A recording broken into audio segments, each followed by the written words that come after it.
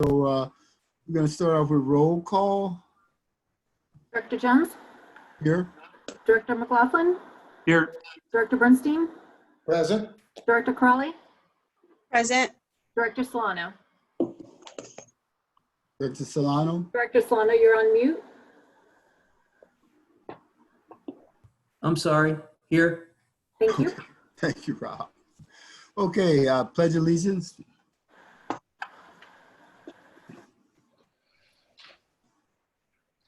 I pledge allegiance Allegiance to the flag United of the United States of America, and to to the republic for which it stands, and one nation, one one nation, nation under under God, God, indivisible, with with liberty and justice for all.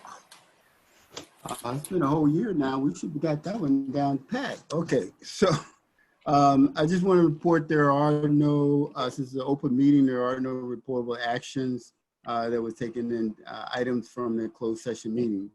We'll have a public comment number 2. Michelle, are there any public comments that want to? I do not see any raised hands. No raised hands. Okay. It was a request from Director Crowley if we can make a slight change in the agenda. As you know, she's on the road. There's about 3 hours, 4 hours, 3 hours difference. And there's a particular item that she wanted to make sure that if it was okay with the board, changing item number 8 and put that as item number 1. And then from there, we will flow into the agenda. If that's okay with the rest of the board members, we'll make that happen. There are no objections? Okay, hearing none. So why don't we move into item number 8 on the agenda, regular agenda, and that item is to consider and provide directions to the fire chief on capital improvement project option to address district-wide space need this fiscal year. So, Chief, you wanna take us through? Is it you or is it someone else that's going to? Yeah, no, it'll be me. Okay. So, directors, what you have in front of you, as you recall, you know, the vendor came, did a presentation. We had a special meeting. I want to say it was a 3 or 4 hour meeting. A lot of things, you know, to consume in terms of information, and just, you know, put it in context. Because I know there was a lot of people saying that's a lot to absorb. Yeah, it's a lot to absorb. They spent 6 months. So you got about 3 to 4 hours of you know, where they had 6 months to do all that work.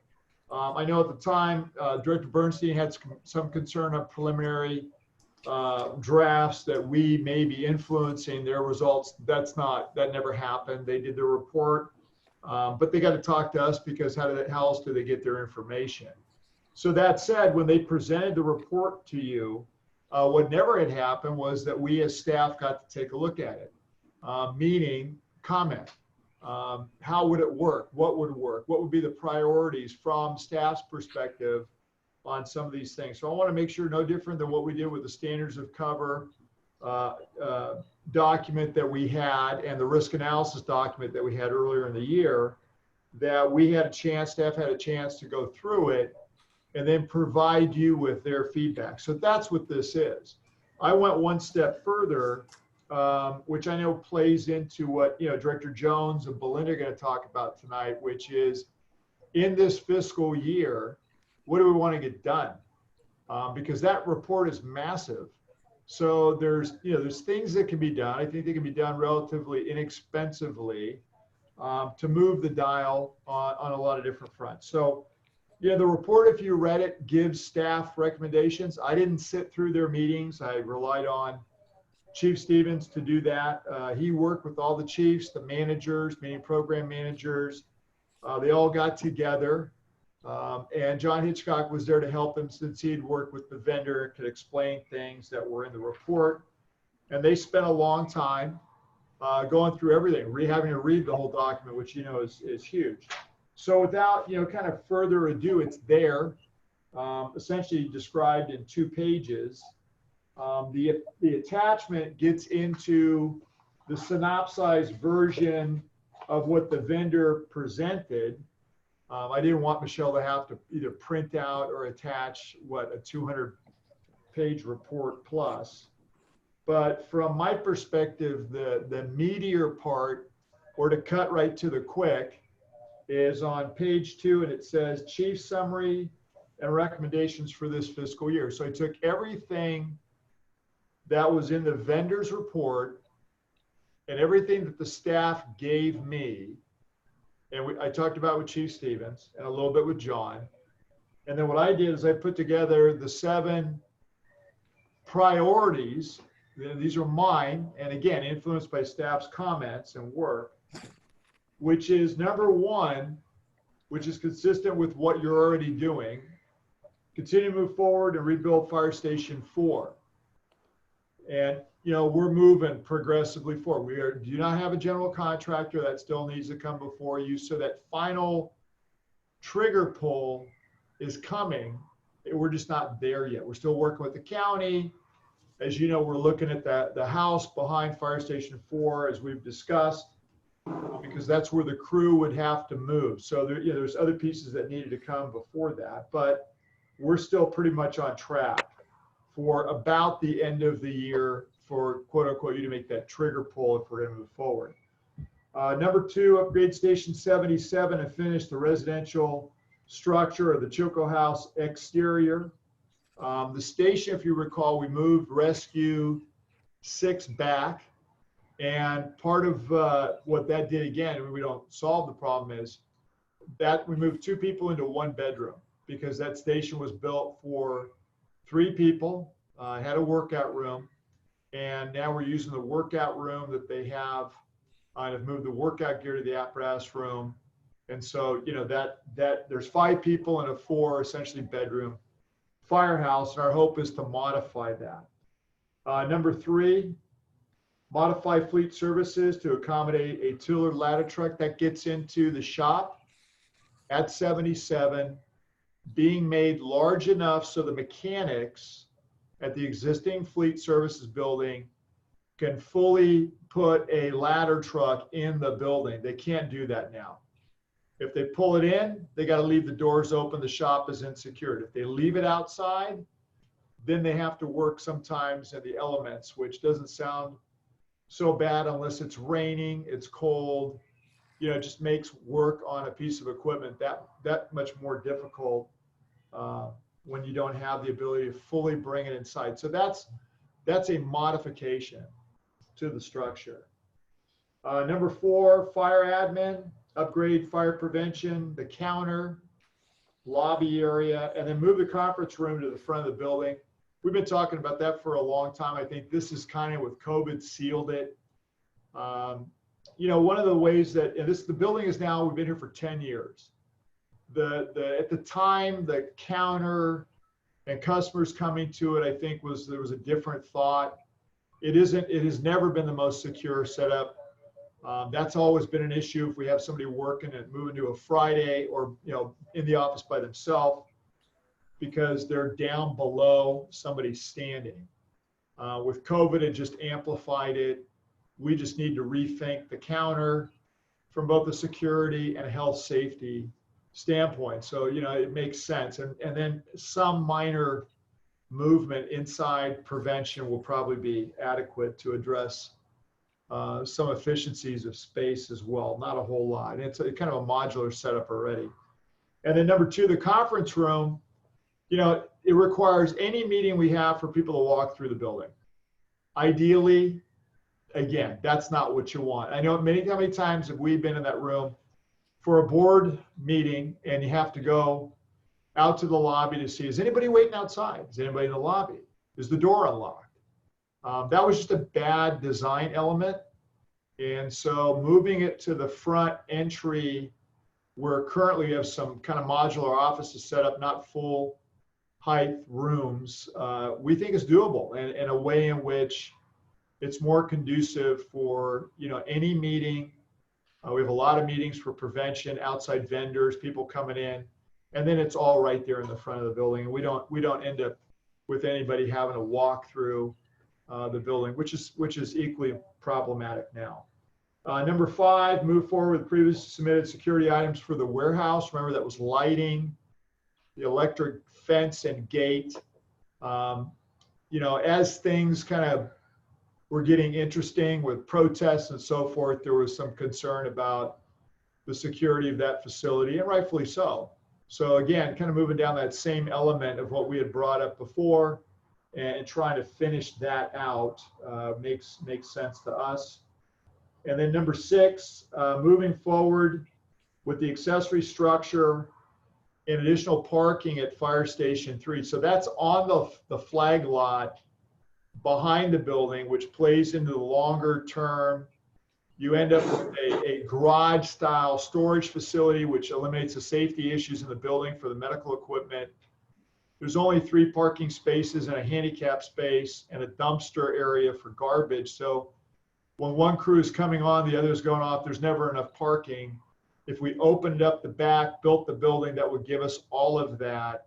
And it would be the least expensive way, in my opinion, to gain the storage, eliminate the safety issues, add the parking, and still not really impact, because you can do an accessory structure, as we've talked about with Atherton, with no real issue. And you still don't need to join the lots at that point. So that moves the station issues, you know, years from now, but it gives you some benefit of having the property. Because that's the smallest footprint outside of Station 5 that we have. Remember, 3, 5, and 77 were built at a time where the fire chief got some money for earthquake mitigation. So we tore down some of the older, more vulnerable buildings, but he didn't build them any bigger. He built them on the same footprint, which is not our model today. Finally, number 7, Fire Station 1. We think breaking it into smaller pieces, you know, that one proposal for 60 million, that's just, you know, that's not in sync, I think, with where we are right now with the concerns of, you know, economic issues. We see we could do less expensive things. For example, you know, the classroom that we have and the one that is being proposed allows for more social distancing, allows for more people down the road because the existing one is not adequate. If we did that, that would eliminate the existing building, which would make way for the training tower. That still doesn't address the fire station. And phasing this makes a lot more sense than just, you know, trying to eat an elephant. And it's bigger than an elephant at 60 million. I mean, that's nutty to me. But phasing it and having more dialogue about it in the next year to get down to what it will be or needs to be makes a lot more sense. The only one I didn't address in here is Station 5, relocating.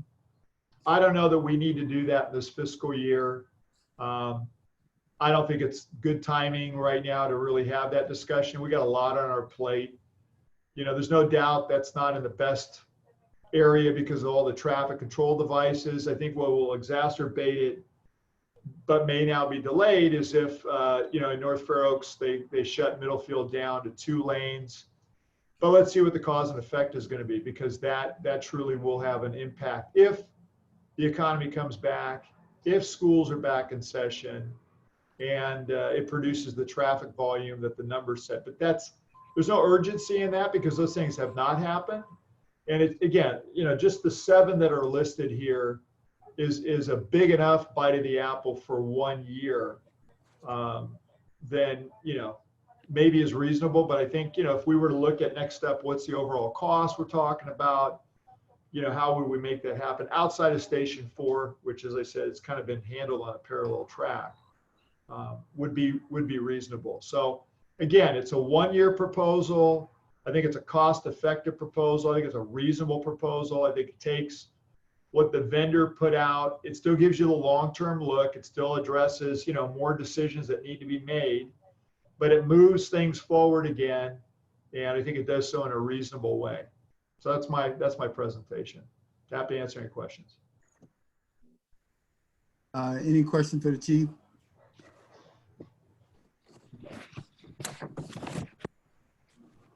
No questions? So to add on, So now, again, if the board agrees, we'll give this to the vendor. They'll come back for their final presentation in August. They will do some of the cost assessment and they will present kind of their final product. But again, I think the benefit of having the bigger plan that they provided is to take all those elements and have at least an idea of what's possible, what the costs would be, and then to do it, what I'm proposing, which is to take smaller bites of the apple in the fiscal year that we're in. Certainly not take away from the long-term view, which I know, again, Director Jones and Belinda are going to be talking about here shortly, but, breaking it down into doable elements, especially in a time where we have both the COVID issues, the potential budgetary issues, and, like I said, at mid-year, we'll have a better idea of some of our property tax, PERS costs, and other things. So, that's all coming, where more data will be available. And then, then you have some points where we can make some decisions.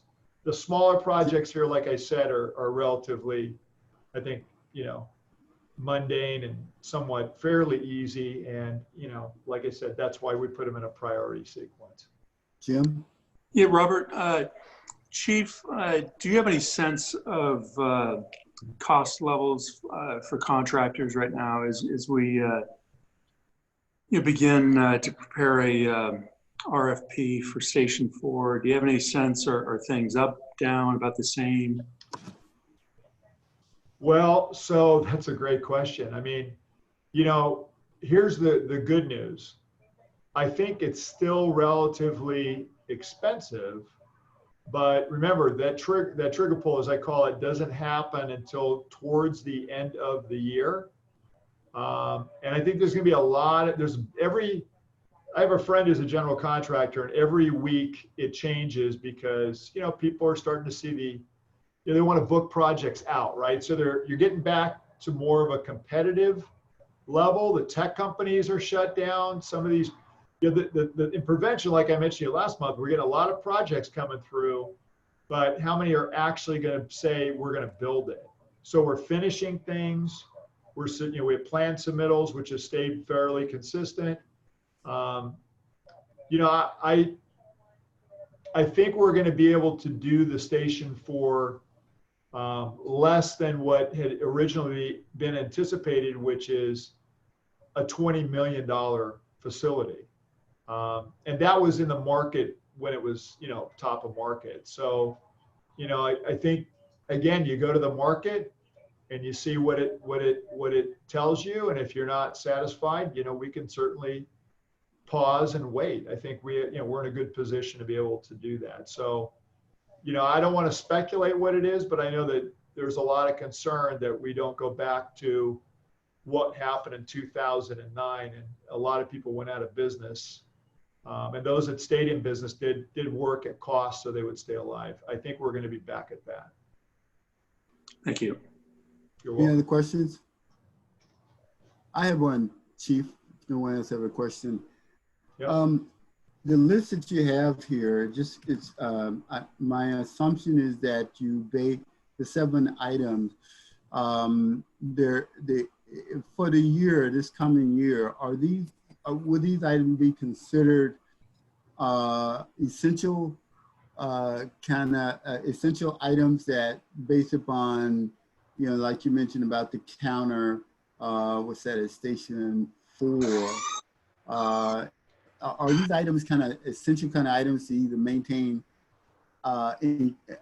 operations and for right now, in anticipation of a longer term build out of all the properties?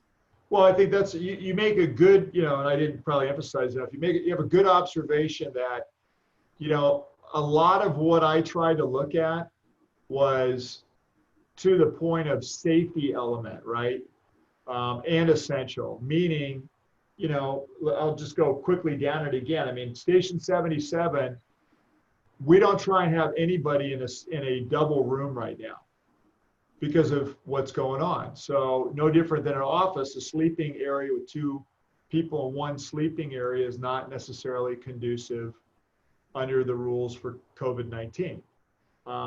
But that equally has been our process and practice across the district and every one of the facilities that we've rebuilt is every firefighter has their individual sleeping quarters for a lot of different reasons, from hygiene, sanitation, ability to actually get a good night's sleep, especially with people, snoring. Having lived in dormitory configurations, I can only tell you the horror stories when that happens. But, so we're trying to do what we already do, to your point, with the sleeping situation there, the housing situation there, even taking the Chilco house and completing it allows us to put the 2nd Battalion there, allows us to rent it, whatever we want to do. We got to finish it, and it still doesn't look great. So we need to address that. So there's a practical and operational benefit there, or we move a different direction.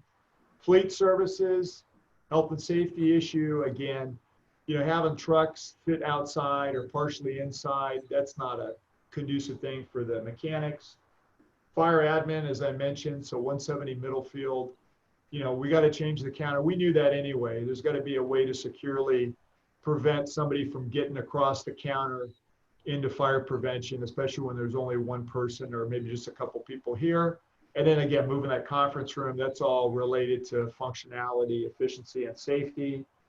The security elements for the warehouse, which we previously submitted, gate, lighting, and then the accessory structure for Station 3.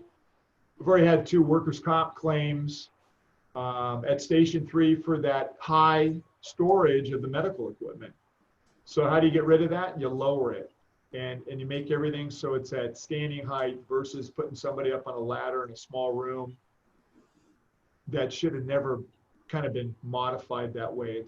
It's not the best way. And speaking from a guy who had a ladder accident, I'm sensitive to that, right? And again, we've had 2 claims already that resulted in firefighters being injured, and it expands the functionality for parking because, again, we can't even do that at shift change correctly. So, and then Station 1 is more of, break it up and have a more reasonable conversation about what we can do, not saying we would do anything other than this year, is to figure out what that would be.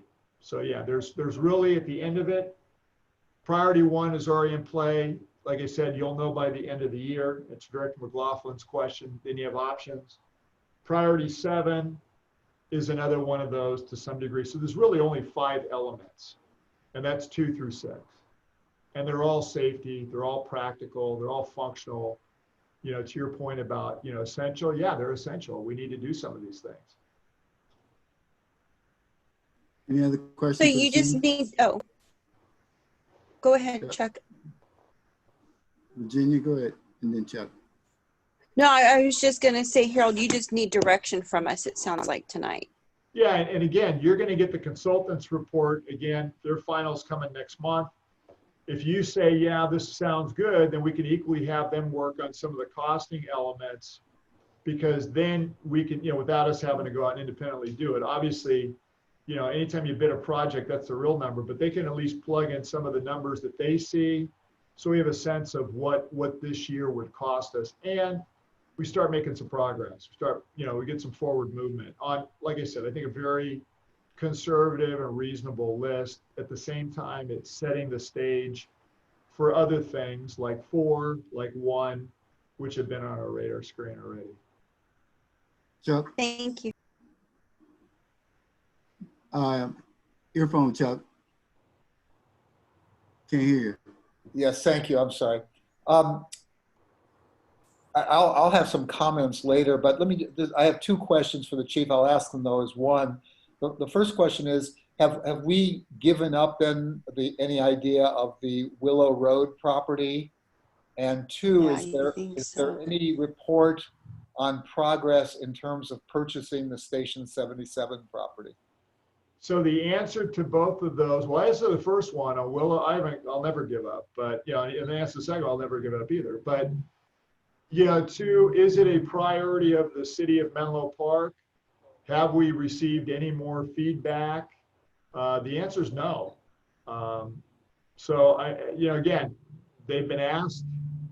To my knowledge, outside of some concern, they have not responded officially. And so, I tried to focus on where we're able to make progress, where it's in our control and not in somebody else's on, you know, whatever set of agenda that they have. I'm not going to rule it out, Director, just so you know. But at this point, you know, I tried to go with what was in the report. I tried to go with what we knew we could accomplish versus, you know, this kind of eternal discussion, debate on, you know, Station 77 or even the Willow Road property. Willow Road property, I went by there today and they've got screening up on the fencing. So they made it look better, but, you know, so you can't really see the vacant lot. I don't know what that's supposed to mean other than, you know, aesthetically, maybe it doesn't look as bad that way. But, you know, they've made a move, which is they put screening on the fence.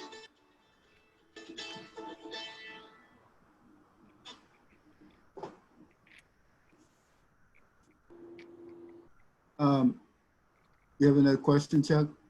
You said you had a comment? Or Well, when we get to the comments part of the discussion here. any other question for the chief regarding his report?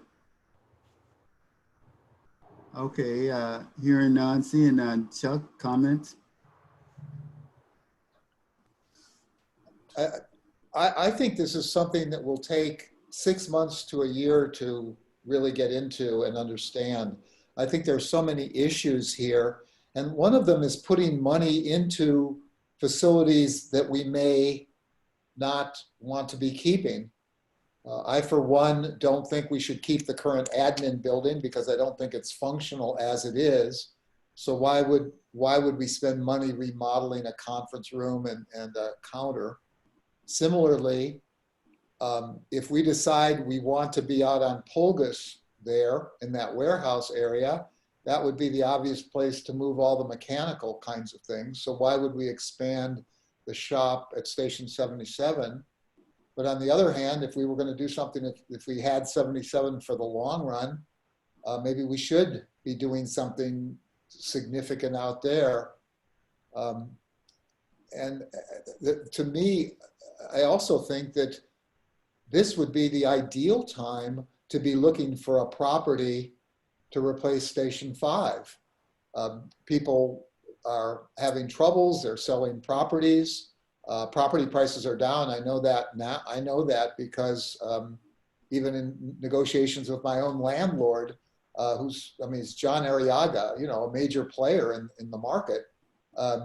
They're looking at large vacancies.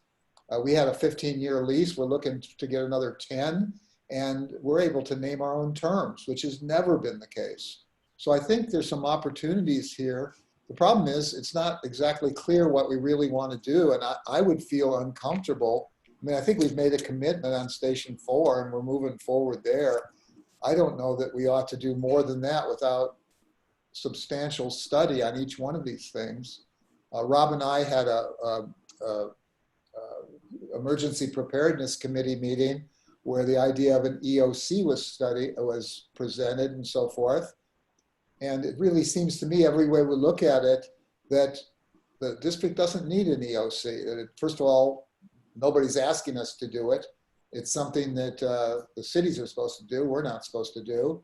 We're hopefully at our next meeting, we're going to have a visitor, a guest from the county who will discuss to what extent the district could use the EOC there.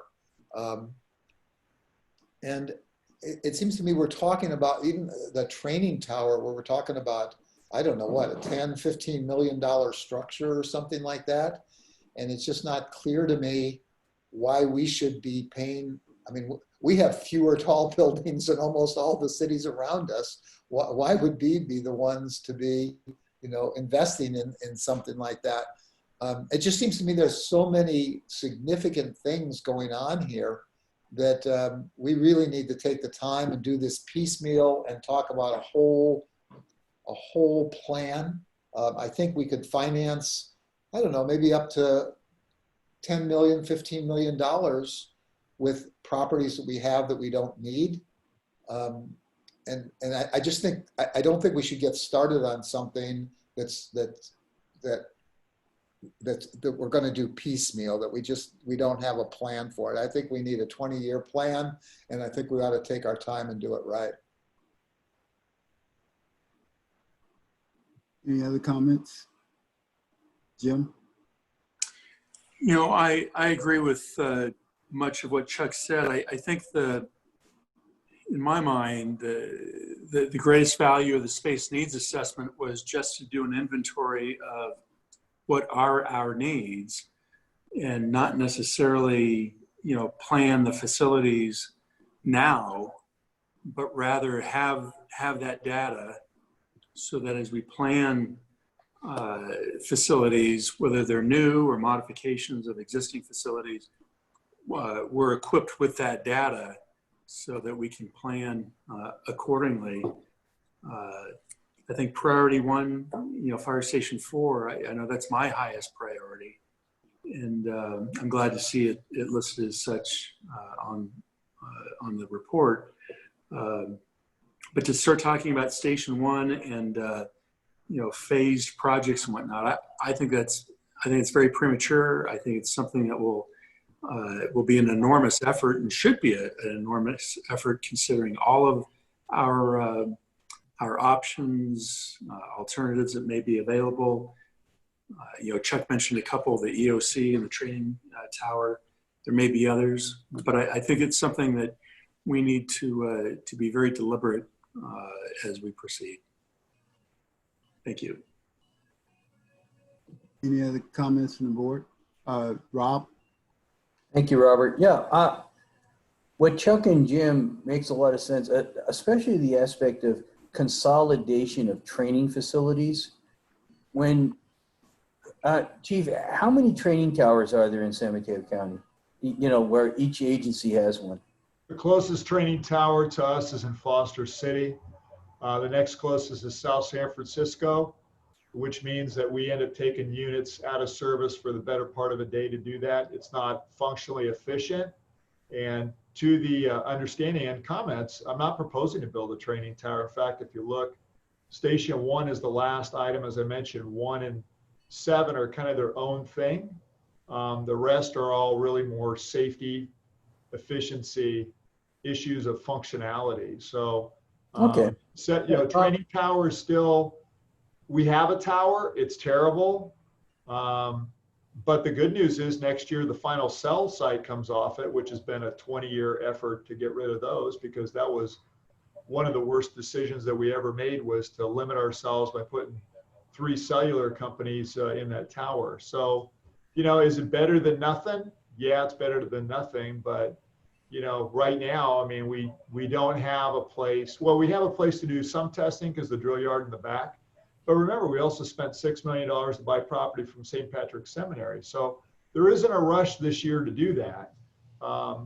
Again, the rest of these I would just break out as more safety, efficiency, and functionality. And so, you know, I don't see them as parts of the whole, because Station 4 will probably take, if we pulled the trigger on at the end of the year, you're going to talk 3 years before you see it finished. If you're looking at Station 1, if you go with the one option, 60 million, we don't have 60 million. So, you know, is that this year, next year, 5 years, 10 years from now? So I don't see us getting out of the office structures in a decade. That's where we are. I don't know what else we would do. There's no other place to go. So, I mean, some of these things you got to take under the arc of time and the understanding that the finances aren't there. So, you know, again, my list is based upon talking with the staff, what was doable, what enhances safety, functionality, efficiency.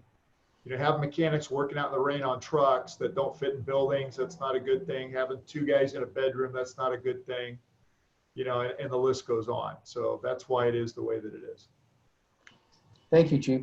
You're welcome. I have a question, 2 questions, Chief.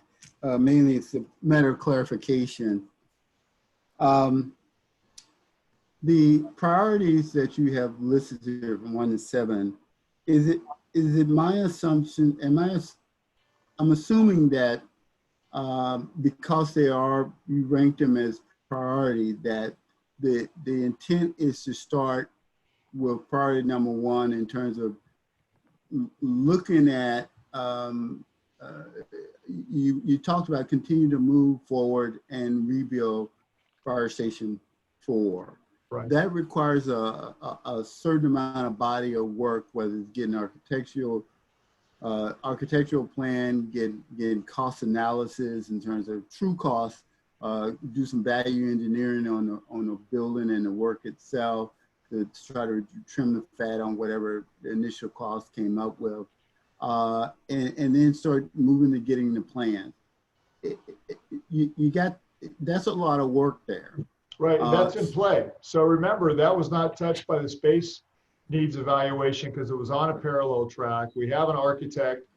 The plans have been drawn. They're submitted to the county. We're in process with the county. All that's going on currently. And it's going to get, again, it's going to get to the point where it comes to the board. We have to, figure out if we're going to hire a general contractor, and then go through, cost analysis for the station, what the cost would be. And then, that's again, kind of a separate but parallel track, right? So it's in its own. I listed it only here because it is the #1 priority and it's never changed. So we're looking at so that's priority 1. That's a body of work that's underway, and then there's still additional work that need to be done. Right. So is the intent is to try to move on all those fronts, all those priorities at once, or are we talking about looking at priority 1, trying to advance that to a certain point and then take on priority 2, or trying to advance all seven of the priorities at once? So one is on its own. Yeah, one is on its own timeline preset, and it's a parallel track. Don't propose to change that. That's already in play. And then items number 2 through 6 is to try and get those done in this fiscal year. Like I said, Station 1 is a much more complicated discussion. It involves the classroom facility. It was mentioned there could be an EOC or not. It involves rebuilding the training facility, and it involves rebuilding the firehouse. All that combined is a huge project. It can certainly be taken in phases, and probably should be. But as you can hear just from some of the board members, I don't know there's concurrence on that. So that's why it's last on my list. And I understand what Director Bernstein is saying about property, but Station 5, don't forget, is a controversial facility. A lot of people in that area don't want that station moved. They don't want you to move that station. So, you're going to have a much different discussion in North Fair Oaks about that, because it is somewhat polarized, based upon, potentially leaving that site. So that, I didn't want to touch that right now, but, I'll do whatever you tell me to do. I mean, we've looked around for property before. So. Well, to add on to kind of finish the initial question, it sounds to me, it sounds to me that within the priorities from 1 to 7, there are different amounts of work. Like, for example, priority 1, which has to do with station 4, and priority 7, which has to do with station 1. That's a huge amount of work that needs to be done. And I think the plan, we had a 1 to 15-year period, a plan, a time frame to try and get all of the station put together. The priority from 2 to 6, it seems to me that these are the work that's in those areas, is work that are more making the facility more functional in nature. That's correct.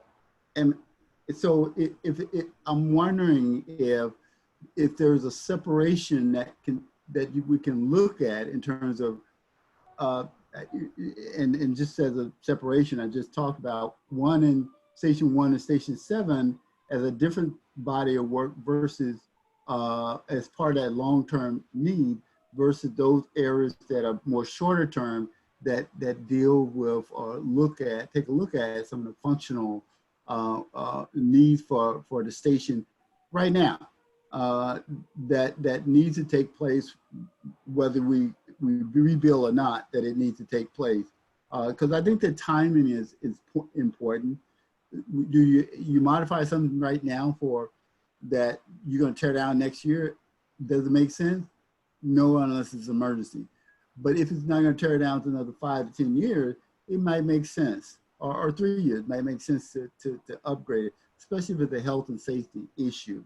So my question is whether you can those be sorted out in such a way, and the costs associated with them in such a way that it kind of hits on that. Yeah, I think everything you just said, items 2 through 6, looking at what staff recommended, talking to them about, you know, the realities of, you know, how do we make things more efficient, functional, safe. You know, health and safety is a real big issue right now, as everybody realizes with COVID. Yeah, they may not be there forever, but I think I'll stand by the priority, and I'll stand by, you know, 2 through 6 as their own items. But I included 1 and 7 because I tried to address the totality of staff's discussion, and I tried to address the space needs report specifically, so that it puts some context on you know, the elements within it, So excluding Station 5. So one last thing, and I'm going to open back up to the rest of the board. I'm seeing by the hands up. So on just going to priority 1 in terms of Fire Station 7, is there a body of work that everyone that you have identified between now and a year from now, within the next fiscal year, during this fiscal year, that you'll be working on for Station 4?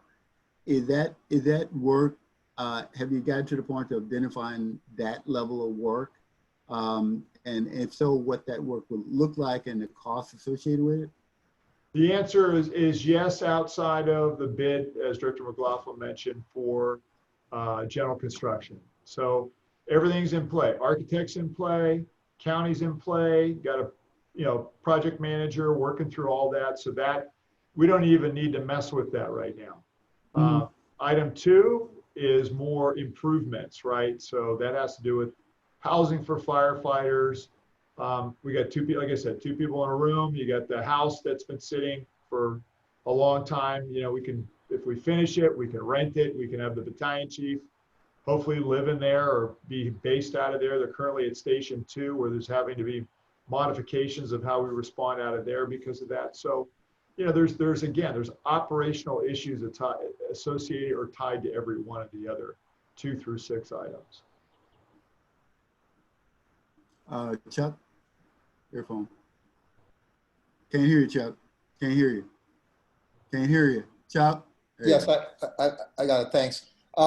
Chief, I wanted to ask about Station 4 because you said, well, should we hire a contractor? But I knew you were going to hire a project manager on this. Are we at the point where the project manager has actually prepared specifications and is preparing a bid package, or where are we on that? Yeah, we're getting close to that. I can give you a better answer coming up on that. But right now, the schedule that we presented before, in talking to John, the county slipped a little bit because of the COVID, but I think they've kind of caught a little bit back up. I mean, the building official apparently retired, so we had to revisit some things that we're already committed to. But the good news is we found the emails that the prior official had committed to. And so it wasn't like we're starting all over with the county on some of the issues, but we're on schedule. I mean, at this point, I think we're looking close to the end of the year where it's going to come before you. And it's, you know, if we pull the trigger, so to speak, then we launch the project. Are you talking about end of the calendar year or end of the fiscal year? End of the calendar year. Oh, so you're saying that we'll have a project bids to look at. We're not going to review them, but we're going to approve a bid in December, say? Yeah, I think that's a fair way to put it. I'll confirm that with John, but I mean, right now, you know, we're getting close to, if the county completes their part of it, moving to that next step, which will be, you know, entertain a GC, a general contractor, And then moving forward with, you know, the cost, what would the cost of a building be? That should be within the next 6 months. We don't have building plans at this point, right? We just have. Oh, we do. Yeah, we do, because we've been submitting that. You can't go to the county without plans. Well, I didn't know what the county meant with whether it was county planning or plan. Yeah, no, building. county, it's county planning and building, because we have a licensed architect. The plans have been drawn up. We're, you know, we've been doing the going back and forth. I mean, all of that is in play. So you're saying that we've got enough plans that we can draw building permits soon. Yeah, Okay. yeah. So any other comments from the board? Jim, Rob, Virginia? So Chief is looking for some direction. That's pretty much our, and you know, what I heard is that there are some things that really need to be moved forward, especially on station 4, that it needs to continue to do some work on, and that's going to require some costs associated with that. I've heard that well, all the work in the priority items will require money or assume approval from the board so the chief can start spending the money to make that at work.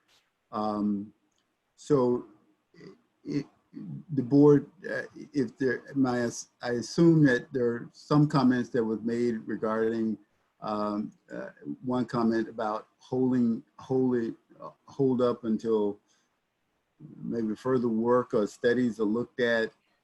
Then I heard that, you know, moving forward on the priority items, at least priority item number 1, and some of these other items that are essential. Any other comments?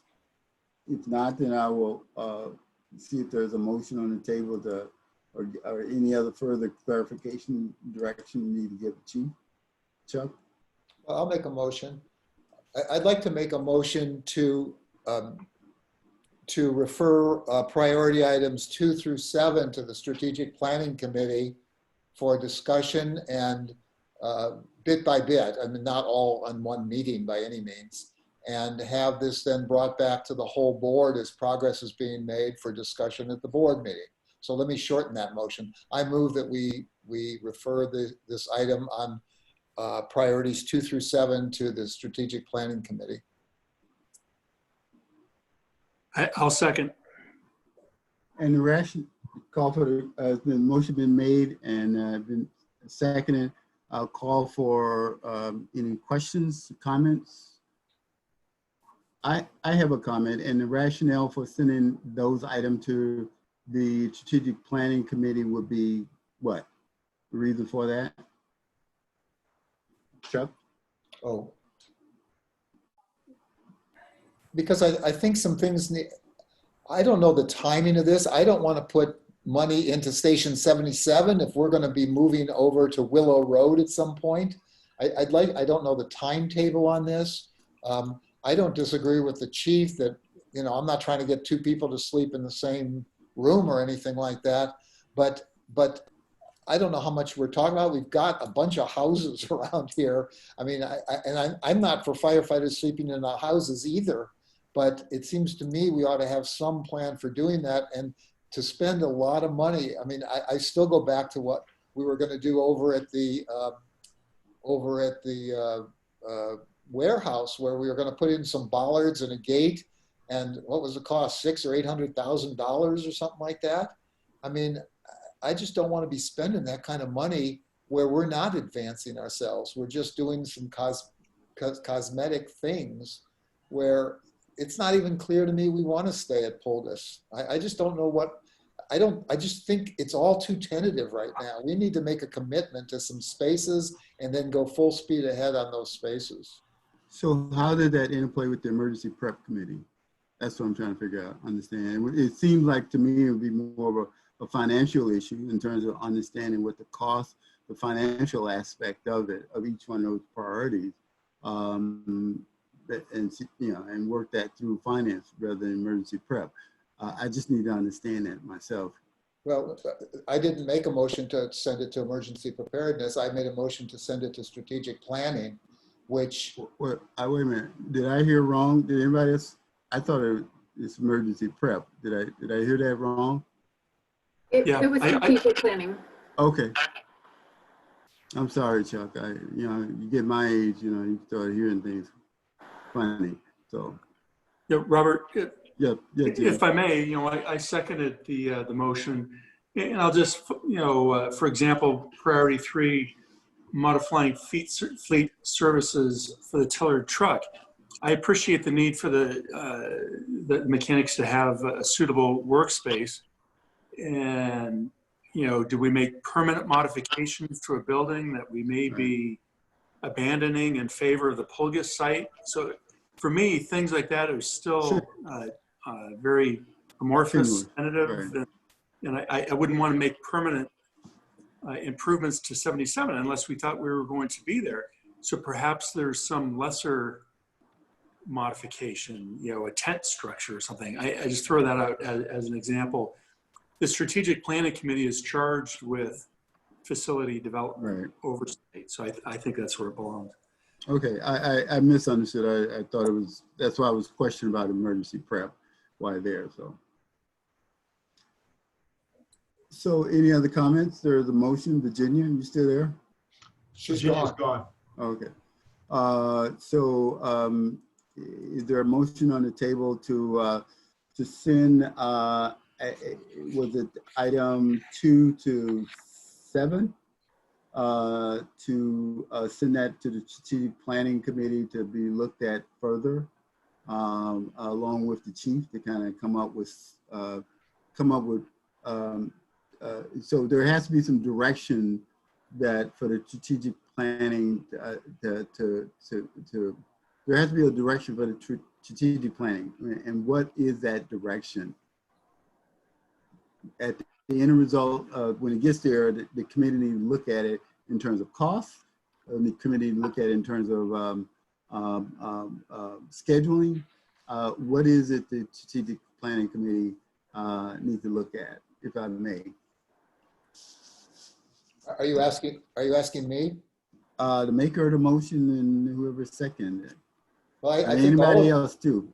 all of those Chief? things would be good points. I think the schedule is important. I think the cost or an estimate of the cost is important. I think the status of related things like our negotiations with the city and so forth. So I think all of those kinds of things they would be involved in. I concur with Chuck. Any other comments on that from Rob? I'm ready to vote. Okay, Rob, ready to vote. So the motion on the table been second. Comments have been made. Call for the vote. Michelle? Director Bernstein? Aye. Director Crawley, she's absent. Director Solano? Aye. Director McLaughlin? Aye. Director Jones? Aye. Michelle, this is Steve Miller. This is a little bit late, but just to confirm that there were no public speakers who wish to comment on this item before the vote. I had no public comment, no. Thanks. Okay. So let me, Steve, do you want Director Jones to call for public comment for each agenda item? In this time of this epidemic and the dealing with the Zoom meetings, it might be prudent before taking a vote just to ensure that there's not a member of the public who wishes to speak on an item. I think that would be a good idea, yes. Okay. Okay, call for public comment. It's kind of after the thought, but just in case somebody might be out there in cyberspace and wanted to say something. Yeah, I don't have any raised hands at this time, Director Jones. Okay, we'll move on then.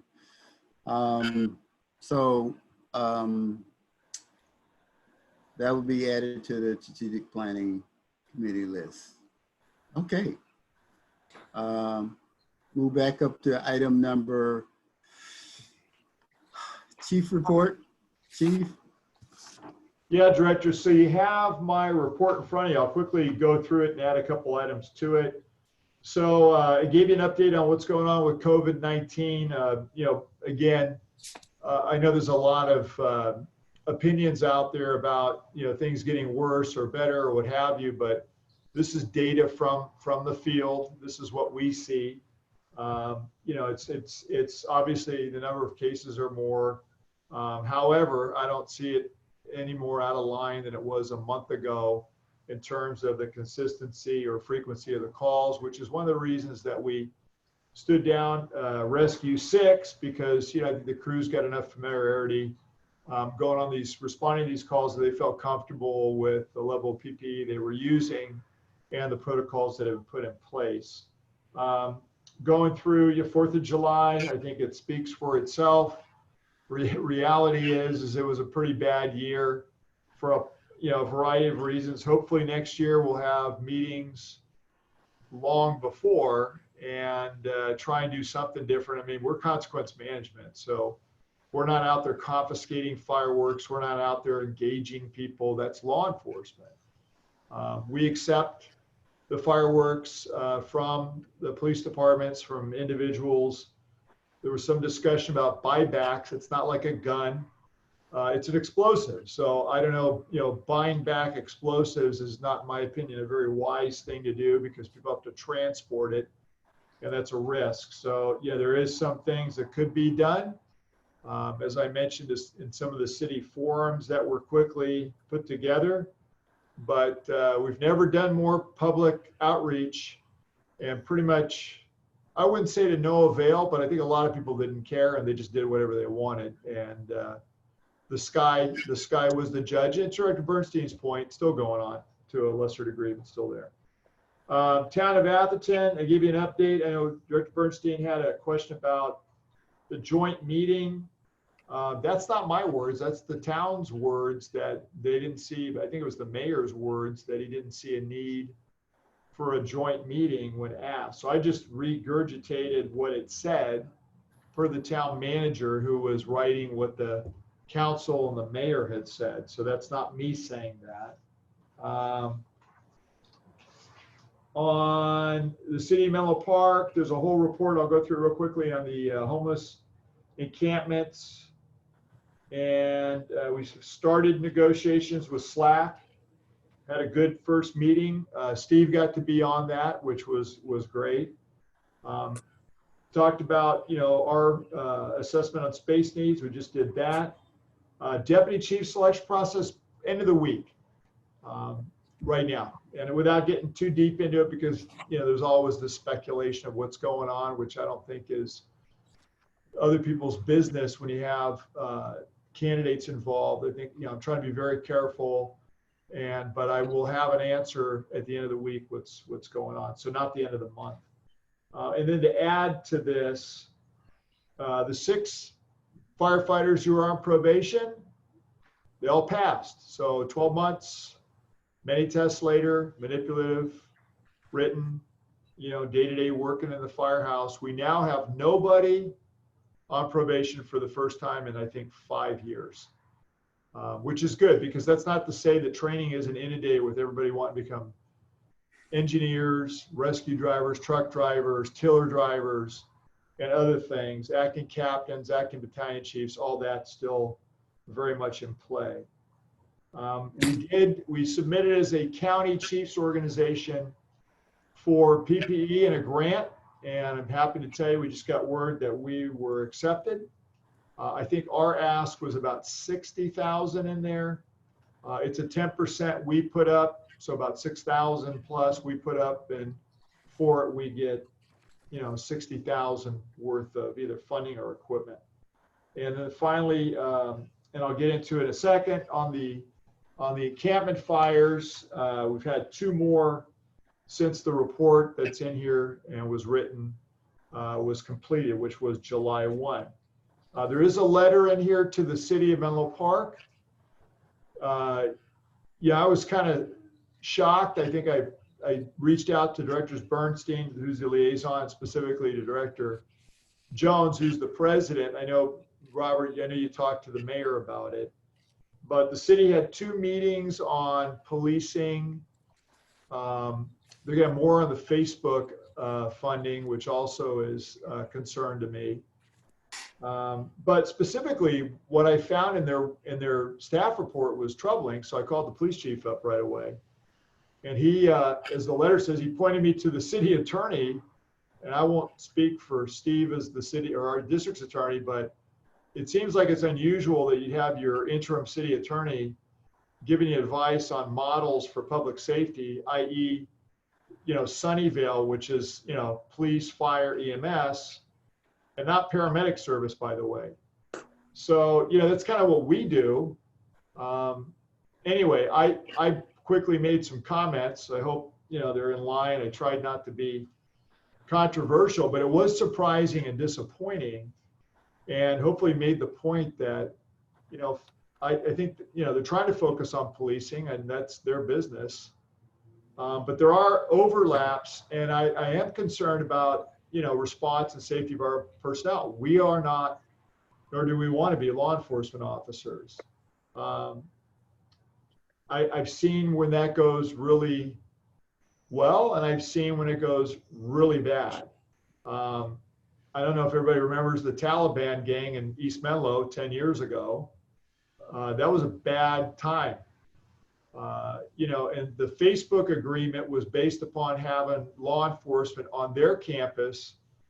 If everybody hasn't forgotten, we used to be talking about active shooter, and what happened over at YouTube, I think, bolstered the need for something like that when their campus was occupied. And I endorse that. Again, we're not going into places that aren't secured by law enforcement if we can help it. And, having been in Katrina, at Hurricane Katrina in New Orleans on day 2, I can tell you, when you see armed firefighters and you can't find a New Orleans cop anywhere, that's not a good thing. So, I'm not a big advocate of firefighters and carrying weapons, but when the firefighters feel their lives are at threat, they're going to do what they need to do. And that department did what they needed to do. And that's not ever what we want to see or get to. So, there are some overlaps here, homelessness, mental health. And so I also tried to send the city to educate them, because they're advocating for programs that don't exist in the state of California, and there are county-wide programs. I mean, we're not in charge of some of the stuff. The county is. The county has the health department. The county has the medical manager. They manage the contract for EMS. And so some of these things are not the city's jurisdiction to just decide they're not going to do something. And, that could affect us and our response too. So, there's a lot here. I don't want to get in the way of, people, who don't feel like they're being treated fairly on, stops that we're not involved with. That's not my intent. That's not where, I don't think we have any, I don't have any knowledge of that really. I don't have any expertise in that. I learned a lot just reading the report on some of these reforms that are being proposed. And I have my own set of personal opinions, given 40 years of doing this job and seeing what I've seen. But, my main point to the city was, you need to talk to us if you're going to start changing things. And, given what we've been dealing with in the town of Atherton, which has started to ease a little bit for the time being, I was somewhat stunned to see the Sunnyvale public safety model referenced by an attorney as something that would be recommended. So anyway, that's, without any further kind of ado, let me get into the encampment. And I call them encampments because, not to be insensitive, because I don't think that I am. And I think, I tried to make the point here that our firefighters are compassionate people. We care what happens to people. I've tried to give you a history that goes back somewhat incomplete. I mean, this issue's been around really since the closure of mental health facilities and kicking a lot of people out on the street. It's been exacerbated by, wars and veterans and drug use and criminality and, cost of living in recent years, and, having a place for people to put their head down. So it's not a simple thing. I don't want to make it sound simple. But I think for the purposes of this report, let me just say kind of the big overarching issue for me in that area that we're talking about. It's a contradiction. You cannot have a estuary, which I think, Sue Draymond did a great article on that part of it, if you read it, because our ability to mitigate hazard is always going to run into that. You can't do this because it's a preserve. There's the saltwater harvest mouse. There's the clapper rail. We've endangered species, which is in direct contradiction to, there's somewhere between 30 and 60 people living out there at different times. The waste, the garbage, the tripwires, the toilet pits, the fires used as a way to, either in retribution or to clear a space for somebody else moving in, which is, we believe, going on. It's not a good place. And this is to allow this to go on. And it's been going on long before COVID. We've been chasing this thing for 3 years and longer, if you look at the report. So, I just wanted to highlight, what that is. And I call it encampments because I think at this point, and I know Director Jones probably has some things to say too, because we're both sitting on this invited list with the city of Menlo Park, that there's a lot of entities trying to help people out there. And, it's not as if there isn't a place for people to live right now. And we're witnessing this with, empty hotels, motels, and the ability of the state and the county to put people in variable housing. Now, is that forever? I don't think it is, but it is transitional. And, our challenge out there has really been about, how we respond. So, in hearing feedback from our crews, we have taken a little bit different stance. We've always aggressively gone in the camps, put the fires out, tried to keep them as small as we could. But, I don't want a guy getting hurt, or a gal tripping in a toilet pit or a garbage pit or a tripwire or other booby trap that exists out there. Those exist. So, I included a bunch of info, including you can go watch the video clip of the day when the CHP and Menlo PD ended up out there with, Caltrans workers threatened by a dude with machete. CHP arrested him. Menlo PD challenge on video from a helicopter, with a guy turns his hat around, is going to engage 4 armed officers with weapons out pointed with a branch. Okay. And, you got to understand what the firefighters see. Firefighters see that and they see, if that guy's going to take on 4 police officers, what happens to them at night when they're advancing a hose line in that camp or in that area and you're by yourself? You get jumped, you get hit. Yeah, I don't know. I hope not. And I like to think that we pride ourselves on letting everybody know that we're not going to arrest them. We're not, we're there to help them. But sometimes in issues of mental health and criminality, that doesn't always work either. So, again, this is like a huge conundrum because the environmental issues. We've had more fires than ever. It's hard to ignore. The biggest was 10 acres recently. It's a 60-acre site. We'll continue to work with the city. And, I think the mayor and, the staff there are really trying to figure this one out too. She's committed now that they want to end this by the end of the year. I was hoping by July 4th, but I just want to make the board aware of what's going on because we dump a lot of resources in there and I wish we could fix it, but we're not going to be able to do it alone. And then, having people step up right now has been very, very difficult. That said, I will give the CHP a huge compliment. Unfortunately, Jim Allen, the former commander who just retired a couple weeks ago, was able to bring him a problem in jurisdictional response from the Redwood City CHP office versus Hayward.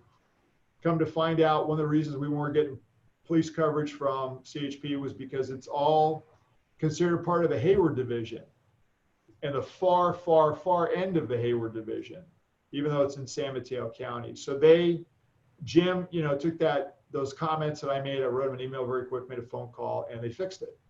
So, having a law enforcement, whether it's Menlo PD or it's CHP, presence, allows us to go in to some of these situations with some overwatch and ability that if we do confront or get confronted by someone who isn't happy about us being there and doing our job, that can be handled in short order.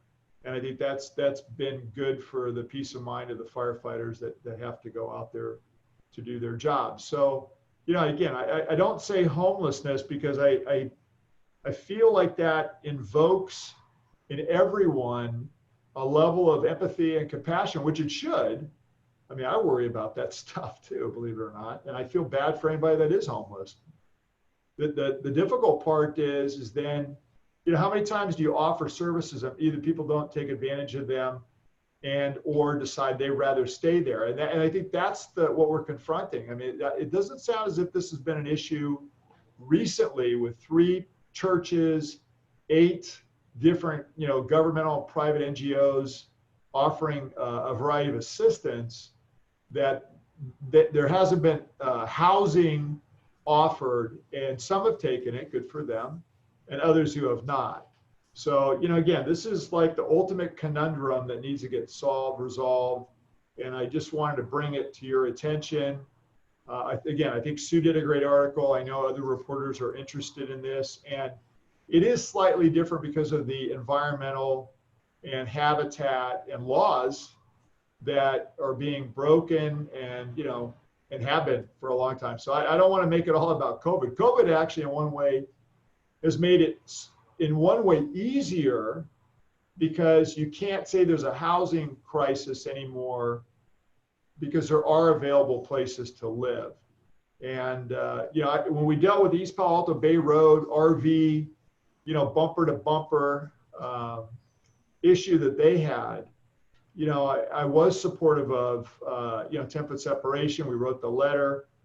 That's normal for residential structures. That's an expectation for fire prevention and spread.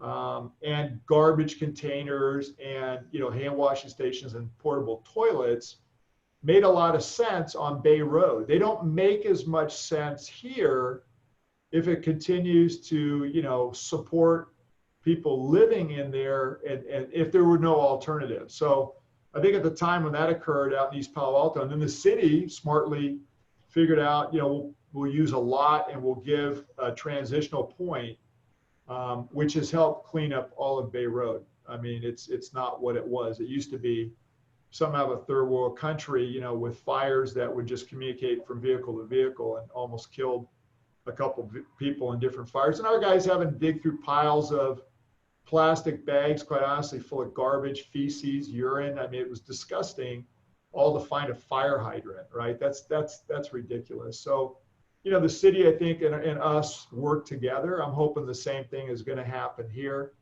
It doesn't have to be a perfect solution, but we need solutions to clean it up and to fix it. And I'm still trying to figure out if the people that have been, we believe, burning others out and there came from an encampment or encampments in Redwood City that were then moved out of that area. So, again, moving from one place to another instead of into transitional housing and so forth,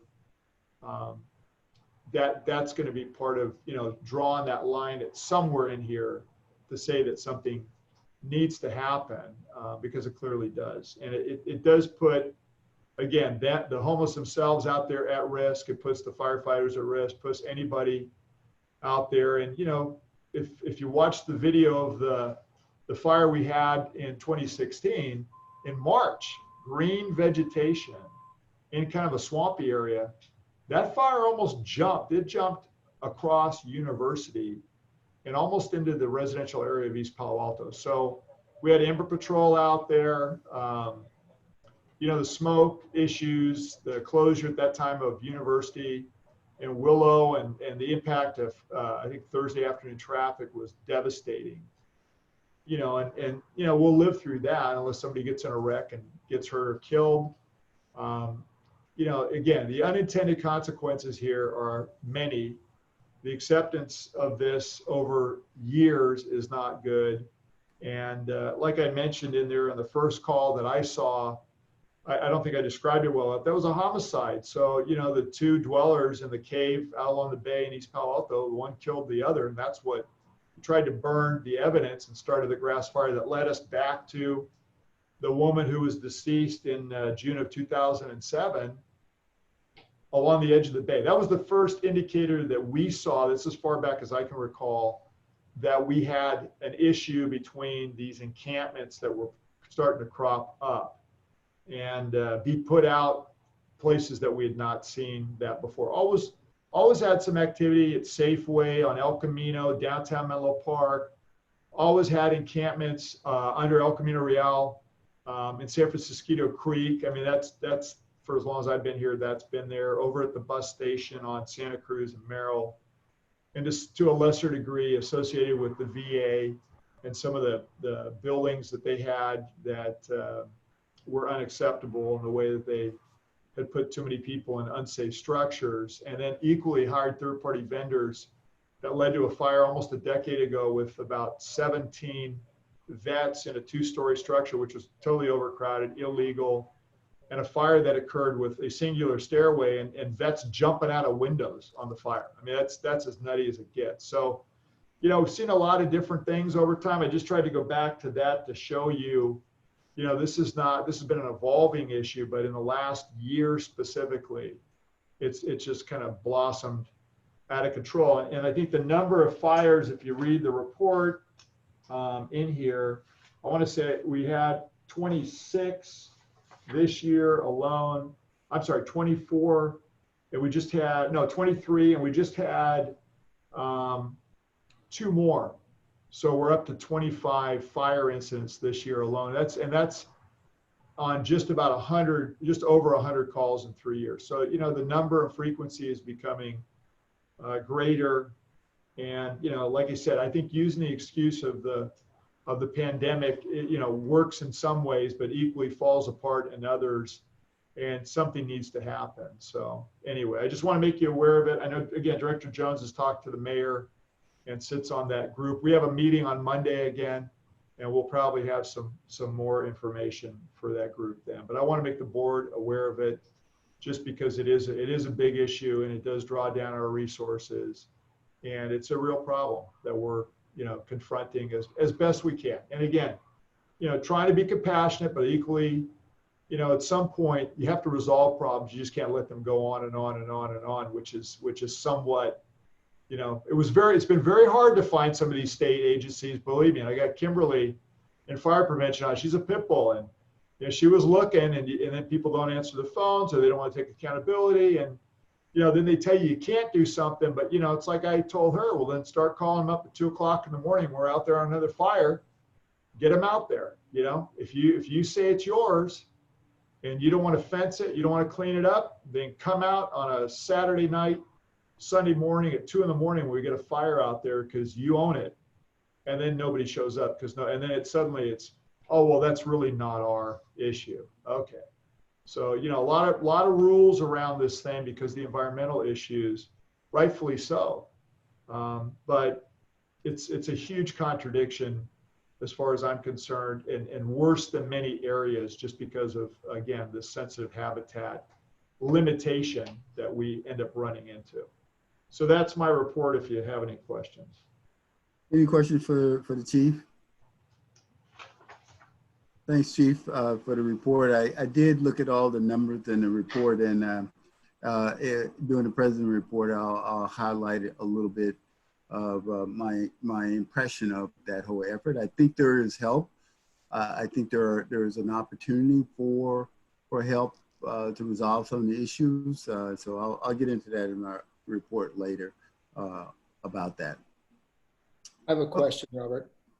Okay, who is that, Chuck? Yes. Okay. Chuck, you muted yourself. Yeah, I have 2 questions. Yep.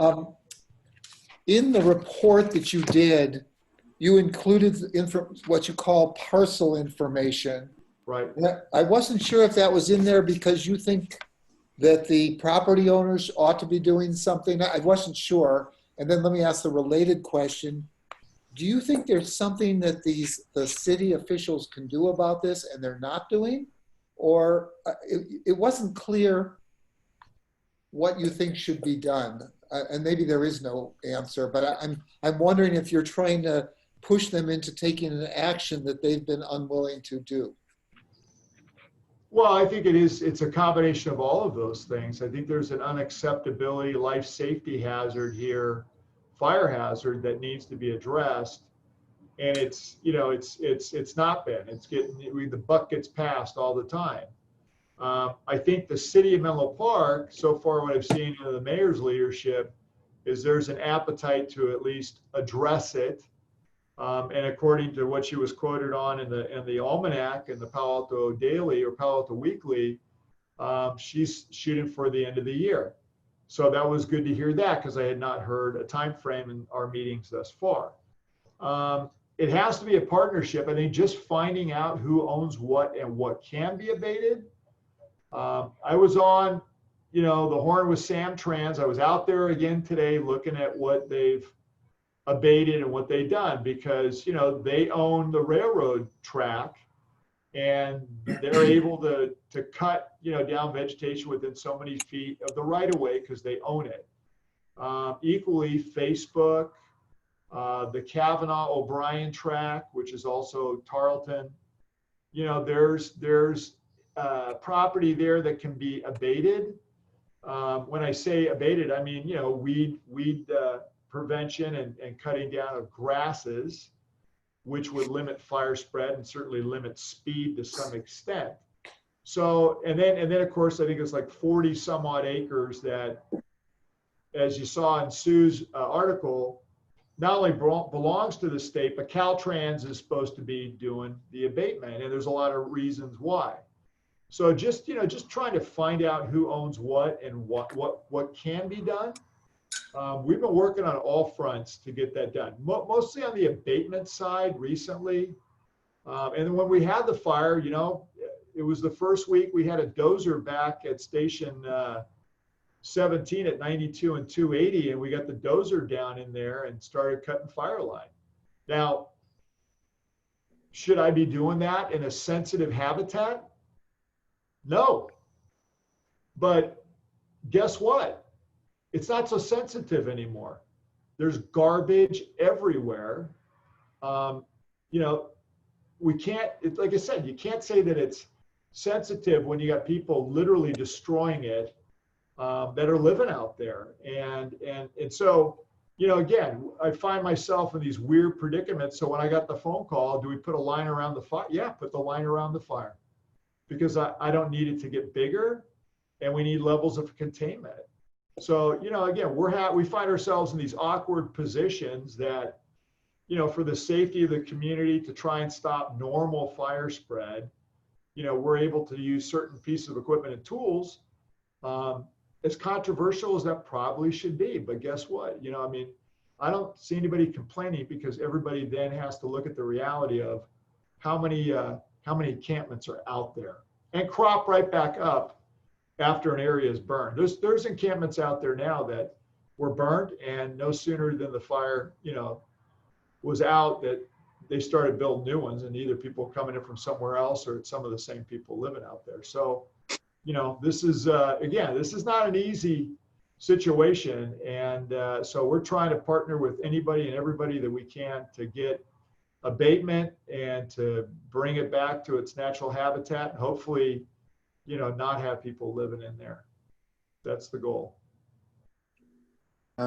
Jim?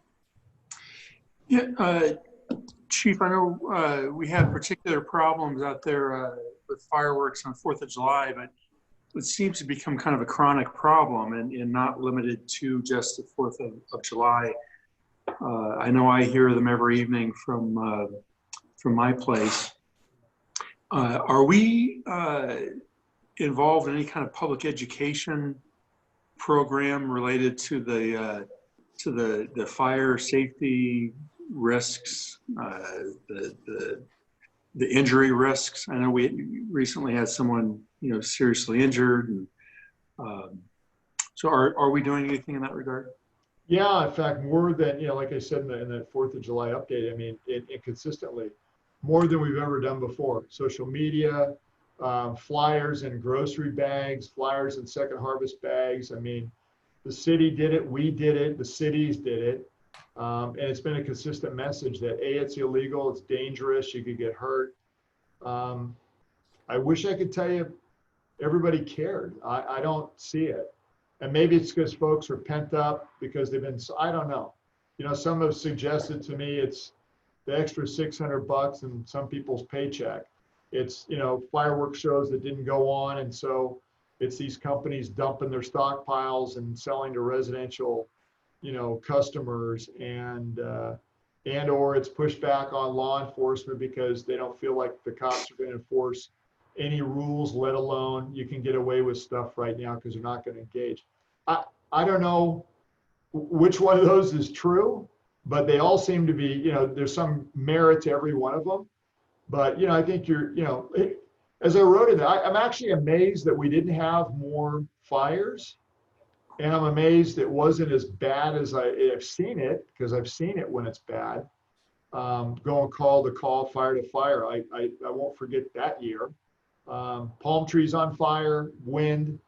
Those are bad days, when you get stuff like, you get it in an overhead, a pine tree, a palm tree, and a wind. I mean, it's just the worst thing that can happen. So, yeah, I mean, we're on all of that, Jim. And I think, we're trying, we've reached out. I know Director Jones and I met with the mayor of East Palo Alto, tried to show some different capability, although we weren't the ones advocating to use drones. We said that this is an option for you, certainly not advocating for law enforcement to do it. Every time that comes up, there's this surveillance angle that, I personally don't want to be involved with either. But, how do you mitigate? How do you catch people, and how do you get the stuff off the streets? And it's become more complicated. I know East Palo Alto did do some of that stuff, but the night of 4th of July, I mean, I've never seen anything like that. In 39, 40 years I've been here, it was the worst I've ever seen. It was literally, you could drive anywhere and there was a haze, you could smell the gunpowder, and it's only in people's backyards. I mean, the carcasses of the ground mortars, which is another new thing over the last decade that's come out, those were everywhere in the street. So yeah, there was backyards. I mean, that day we got a fire in Bellhaven. As you mentioned, we had a guy, pretty significantly injured in North Fair Oaks. So, all that said, I'm still grateful that it wasn't as bad as it could have been, given the fact that all that was going on. So, we talk about cultural change. And when we say culture, meaning the acceptability of the risk and the desire to even do it in a celebratory fashion. And so, I guess I could say this, right? And you could probably appreciate, you and Rob will appreciate this probably, as much as anybody. Not too many years ago, we were talking about gunfire out there. So, what's better, ground mortars and bottle rockets and M80s, that are people shooting guns in the air? I'll take the fireworks over that, but I don't like any of it. It's all dangerous. So, we at least, the weapon discharges are significantly down, and that's something to be thankful for. But the fireworks severity, frequency, volume, month before, month after, I get it. I know why people, I got a dog at home, and it's not a good thing at my house either. That dog freaks out. And so I appreciate people's sensitivities, veterans, with PTSD, I get it. Those are all real things, but, how you change it, that's part of it. Has to be enforcement. And maybe it's, what some have written, larger fines and fees. But that means you're gonna have to go out and interact with people. And right now, in large groups, you better bring a big enough group to address that too. So is that what law enforcement wants to do? I don't know. I don't think so. I think they're looking for a different solution too. And we all got to try and figure it out together. So if there aren't any more questions for the chief, Jim, are you done? Yes, thank you. Then I just want to remind the group it's 8:37 p.m. And hopefully we can get through the rest of our items before 8:37 a.m. So so we'll move on now to agenda item number 2. We'll hear from the General Counsel report. I think everybody had a chance to meet Steve or talk to him. Steve, I'm going to turn it over to you at this point. Thank you very much, President Jones. So I realize the time is running short. I will be very, very quick.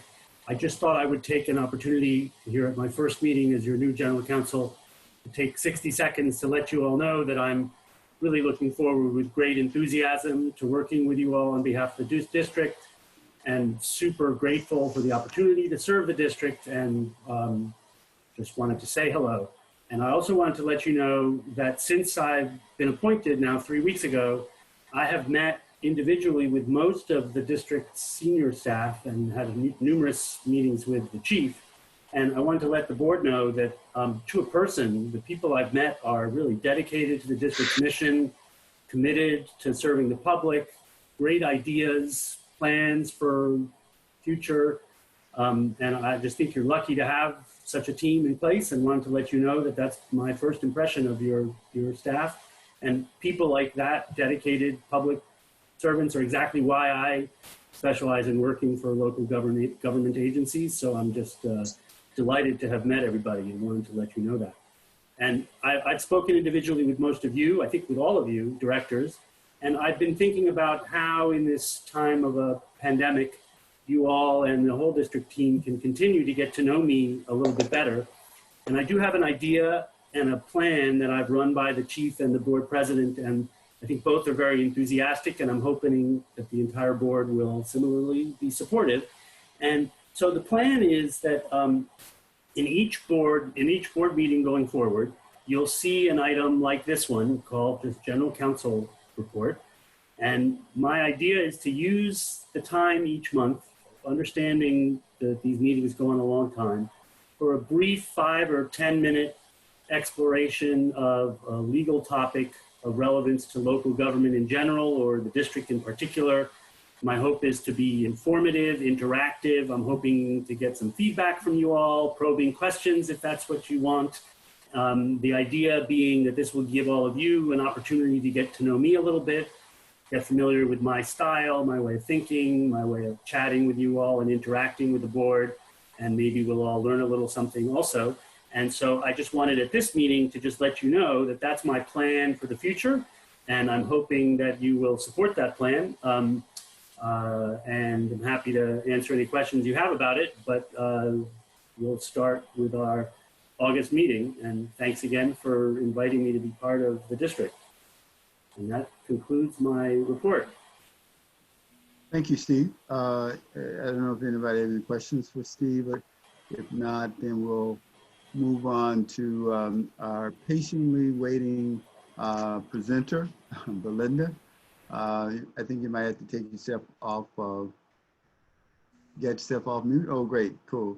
So everyone know that we started last year or year before, even been at this for the last 3 years about goal setting, and we did some work already with Belinda in terms of identifying some updated current goals, as well as kind of pulling goals that were talked about in the past last year back into the fray. So Belinda's tonight's gonna give us a presentation on where we go from here and looking at our annual goal, board goals implementation.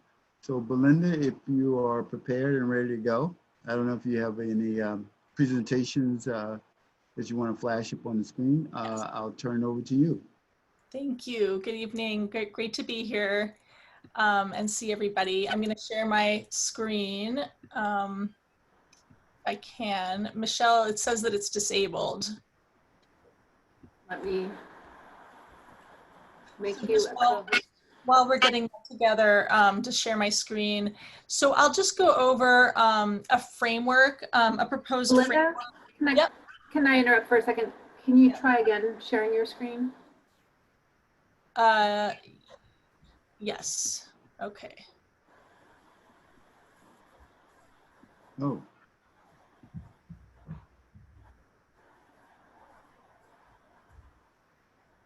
Everybody see that and still hear me? yeah. Great.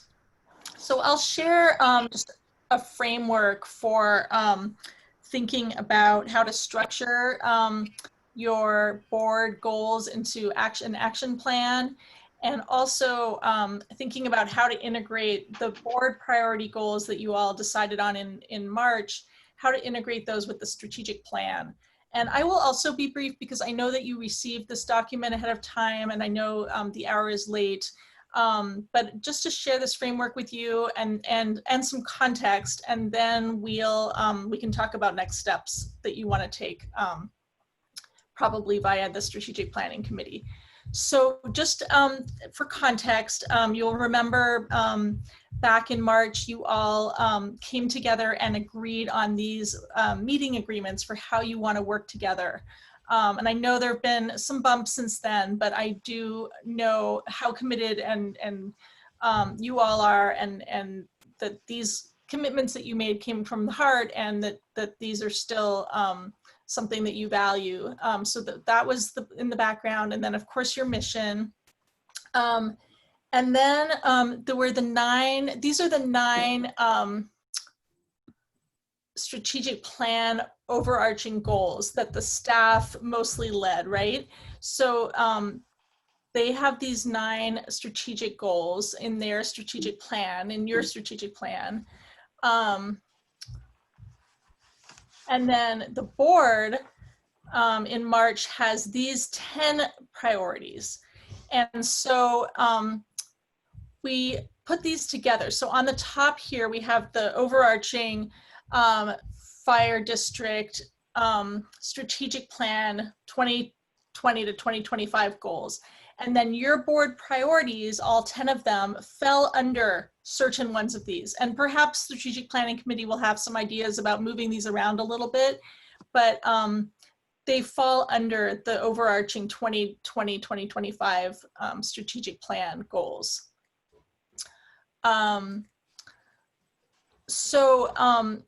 The proposal for how to structure this is like a plan for how you'll put together the plan. And then for each of your 10 board goals, you'd have some strategies, some objectives, or sorry, that would be here. You'd have some strategies, some tasks, owner, and then which quarter it would happen in, and status. And you might want to build out more detail than that. And you would have that for each of your 10 board priorities. And this, as you will remember, was our the board that we had up on the wall with all your sheets, your idea sheets that we organized. And you'll see that we had an order of priority as well, right? Like you had your, this one had the most votes, the data analysis of performance and improving response time, and the others were ranked as well. So that is the presentation. I'm happy to take any questions, comments, and also thoughts about next steps for the strategic planning committee to implement this planning. So are there any, thank you, Belinda. Are there any questions anyone have for Belinda?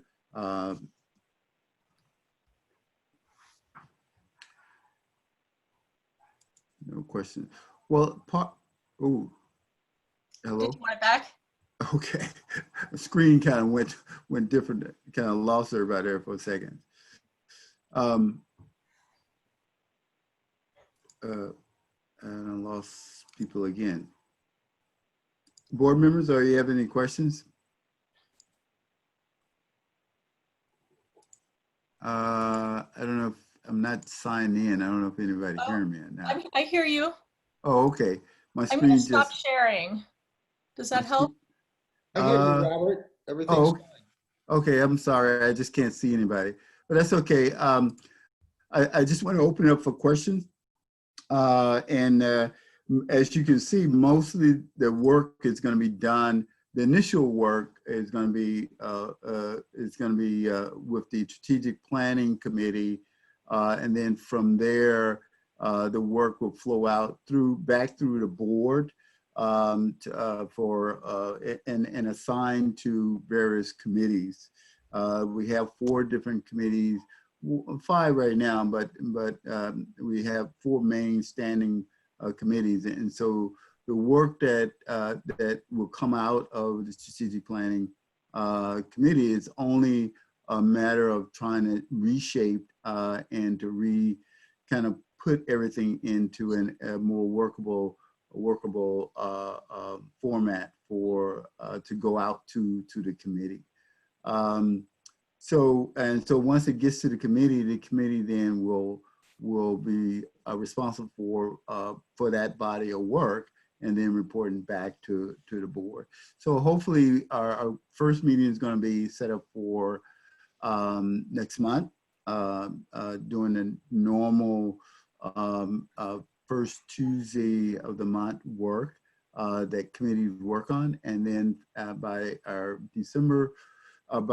next month board meeting, we should have pretty much what Belinda kind of outlined, priority areas ready for the board overall to look at, and then either rearrange them or accept what the committee has came up with. So so did I cover everything, Belinda, that I think we talked about? Yeah. Or should, and there any questions from the board? I see everybody got their do not disturb sign on. I guess you're okay with everything. So. Okay. So here are no further questions, comments. We'll move on to item number 4. Approval of the minutes for February 4th, a special board meeting, and the June 16th, 2020 regular board meeting. Can I get a motion to approve the minutes? Are there any questions, comments? Somebody's gonna have to make a motion. Or Belinda? I'll make a motion to approve the consent calendar. Second. Are we on the, I'm sorry, you're right, Chuck. We on the consent calendar. Thank you. So it's been moved in first, motion been made, moved in second. All in favor? Aye. Aye. Aye. A roll call? Michelle? Can anybody hear Michelle? Hi, Director Jones. I was saying, I was talking with my on mute. Yeah, I heard you. Just a reminder, we have to do all the voting by roll call. And also Right. Steve had suggested that you ask for public comment before voting on any items. So let me get a point of clarification. So where we have public comment number 1 and public comment number 2 at the end of, all of that's going away? Or so No. now we're going to have it at the session? No, President Jones, under the Brown Act, there are requirements that the public be allowed to comment on items that are not on the agenda. And that's what's listed on the agenda as public comment periods 1, 2, and 3. Okay. But in addition, there has to be an opportunity for public comment on an agenda item at the time of each agenda item. Under your rules in this time of pandemic, people participating by Zoom are supposed to raise their hand electronically on the call. And my suggestion is just to make sure we're being extra accommodating of the public under these Zoom meetings, that it's prudent to take a second or two to just check and see that nobody's raised their hand, and maybe even go the extra mile and just make sure that there's not someone in the public who wanted to speak. Okay. Just takes a second for each item, just to make sure. Yeah, no problem. So it's different from what we've done in the past, but that's okay. We'll get there. So Michelle, do we go to the roll call? I have no raised hands. And, Okay. and for the roll call, Director Bernstein, Aye. Director Crawley, she's absent. Director Solano, Aye. Director McLaughlin, Aye. Director Jones. Aye. Thank Okay. you. Moving on to regular agenda item, item number 6, consider and approve a resolution to recover costs for weed abatement. Chief, you have someone, Chief Johnson is going to be on for that? Chief Johnston's on vacation, so I'm going to take this. I'm the risk reduction officer, and I've been doing weed abatement this year. Okay. The process started back in April when you guys declared that weeds were a public nuisance, which allowed us to notify the owners of those parcels that their weeds might be a hazard. So we sent out those notices, and the majority of the owners of the parcels self-abated. However, some of them did not. So your actions allowed us to go onto those properties and abate them. After June 1st, our vendor went out to 21 properties that were not abated by the property owners. 7 of those were already cut when they got there, and so the vendor ended up cutting 14 properties total.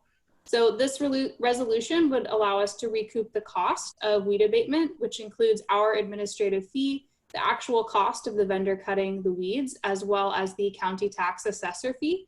So this resolution lets us submit the paperwork to the San Mateo County Tax Assessor's Office to recoup those fees.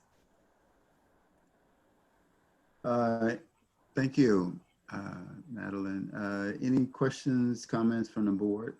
Chuck? Yes, I have one question, Madeline. The chief has just talked at length about the encampments out by, in that triangle and so forth. Were any of these, were those weeds abated as part of this project? I mean, Yeah, so some of those parcels, those encampments and some of the fires that we've had are on our weed abatement list.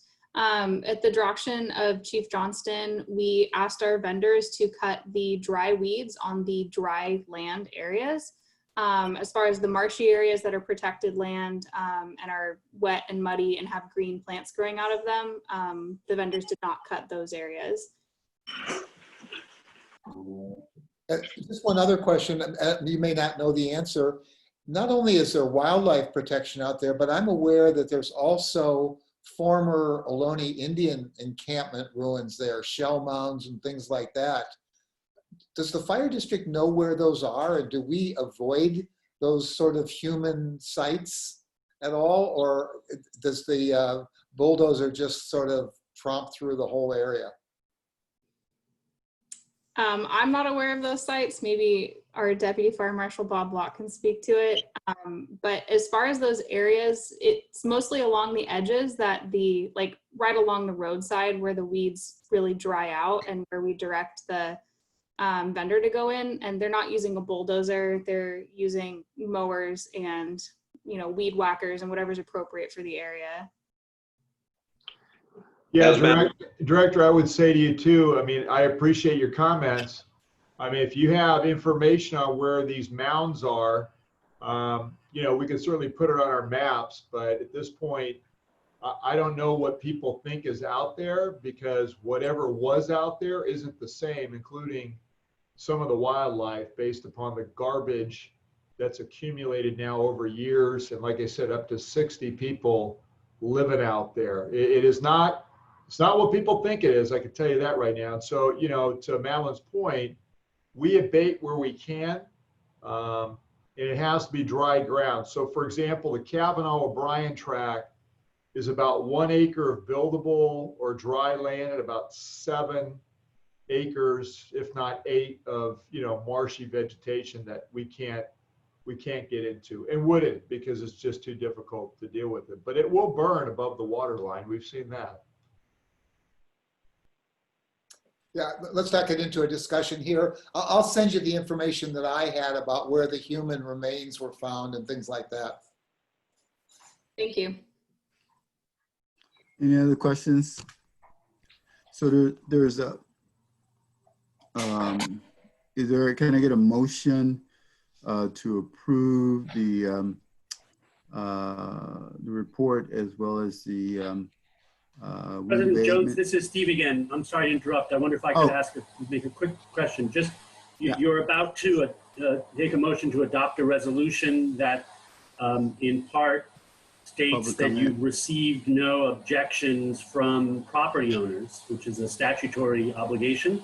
And I wonder if, just for the record, you could just confirm that in fact there's been no objections, or have you received comments from the public either at this meeting or earlier, and that there are in fact no objections from property owners? This is Michelle here, and I just want to chime in. We did have a public hearing. I'm not sure of the date of it, and there were no objections. That was at the May meeting. So that's the first public hearing. There's a separate requirement to hear property owner objections on the itemized reports. That's before the board right now. So I think it would be just prudent to clarify that there have been no objections on the itemized cost accounting. Would that come, Steve, in terms of asking if there's any public comment on this item? That would be one way to do it, or you could ask Ms. Hardcastle, just have you received any objections from property owners? And just to get that statement on the record, I think would be helpful. So Madeline, have we had any complaints or objections from property owners? I've had conversations with property owners. I haven't had specifically any objections. Thank you. Okay. I'll go back Just on the mute. record. Okay, no worries. That's good. So can I get a motion from someone to, for the board to consider and approve? So the moved. I'll Rob made a motion second the motion. and second, call for the question. Roll call. Michelle? Director Bernstein? Aye. Director Crowley? If she's absent, Director Solano? Aye. Director McLaughlin? Is on Jim? mute. Director McLaughlin, you're on mute. Aye. I'm sorry, aye. Thank you. And Director Jones? Aye. Okay, moving on to item number Seven? Seven, Seven? yes. Item number seven, to consider and approve annual adoption of the district investment policy and district treasury report approval for FY 2020-21. Okay, and actually it's, oh, sorry. No, go ahead, Robert. Kathy. No. Okay, this is also to approve the district treasurer. You're supposed to approve that annually, and so that's the second part of this.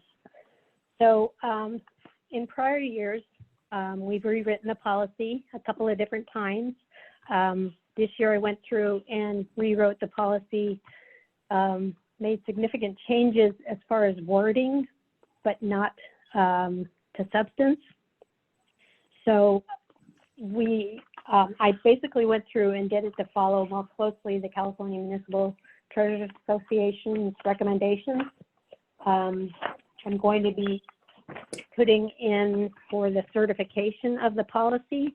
I had done it before and they came back with different recommendations related to the way it was written and words that were used. And so I went ahead and did it as they requested so that it could be certified by them. Let's see, the only substantive changes were the increase of LAIF limit from 50 million to 65 million.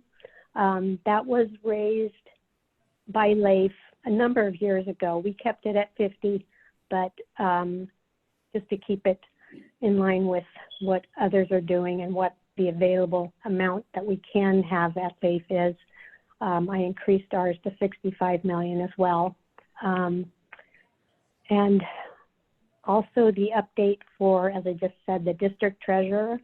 That's a requirement by the California Government Code on an annual basis that you approve that the district treasurer remain the district treasurer and be in charge of investing funds. Let's see. Yeah, I think that's about all I have. I did have the first attachment A is the investment policy for this year, the new one, 2021. And then attachment B was the old one from last year, 1920. So Director Bernstein, your questions related to LAIF, we're talking about the second attachment and it was from the 1920 investment policy. So those differences are not in the 2021 version, which is attachment A. During the finance committee, the two committee members had requested a way to maybe see what the differences are. So I did do the red line version. Thank you, And Kathy. yes, thanks. Sorry, Robert, that it is just difficult kind of to look at. So No, thank you for doing that, because it helped me kind of see quickly see where the differences were. okay, good. I'm glad that was helpful. Okay. And so that's what attachment C is the red line version of the 1920 to the 2021. And so I'm asking for you to approve the new investment policy and approve the district treasurer for this upcoming fiscal, this current fiscal year, 2021. So moved, Robert. I got a call for the, So moved. A motion has been made by Rob Solano on this particular agenda item. Is there a second? Second. Second by Chuck Bernstein. Call for any comments, questions? Yeah, I have a couple. Okay. Mhm. You're calling on me or Jim? Who I can't see who's. Oh, Who. Jim and I both raised our hands. Oh, okay, Jim. Just a question. Who is it that certifies our investment policy? And did I understand correctly that it has not been certified? It's the California Municipal Treasurers Association. It's not a requirement to be certified. It's kind of an extra, one of those things, just to, I don't know, it's kind of a pat on the back, more or less. Right. Basically, yeah. And like I said, I did put it through for certification because I've been doing this a long time. And the wording, some of the wording was old wording that was used a few years ago, you know, but nothing substantive. Just talking about like the prudent investor description, you know, things like that. So, yeah, it not being certified is not an issue ever. It's more of a pat on the back to say, hey, look, ours is certified, we're great. Have you submitted this red line version to them for consideration? I did not send it to them until it gets approved by the board. Okay, thank you. Thank you. Chuck? Yeah, let me just make sure what you said, Kathy. It sounds like I misread this. So where I saw the 50 million for LAIF still in there, those were the old documents. That's what you're saying? Yes, correct. In the new document, it said, I never saw the 65. I'm not doubting you. It was hard for me to understand that I was dealing with 3 different documents here. But Yes. okay, thank you. And the second question I have, and this isn't because there's any issue, but I just want to ask how is this dealt with the association and just in general? It's one of the principles of financial management that, and I might have this slightly off, but that it's a 3-legged stool, that you never have the same person doing the accounting, who's doing the treasury, Correct. and who's writing the checks. That's In this correct. case, all 3 of those roles are in your office. And so I'm wondering how you deal with that kind of officially or for the auditor. And again, I'm not questioning your integrity. Sure. Yeah, Anyway. I understand. Okay. Yeah, it's separation of duties. And we have the accounting division, which is Long Lamb and Christy and Sincere, who handle the accounting.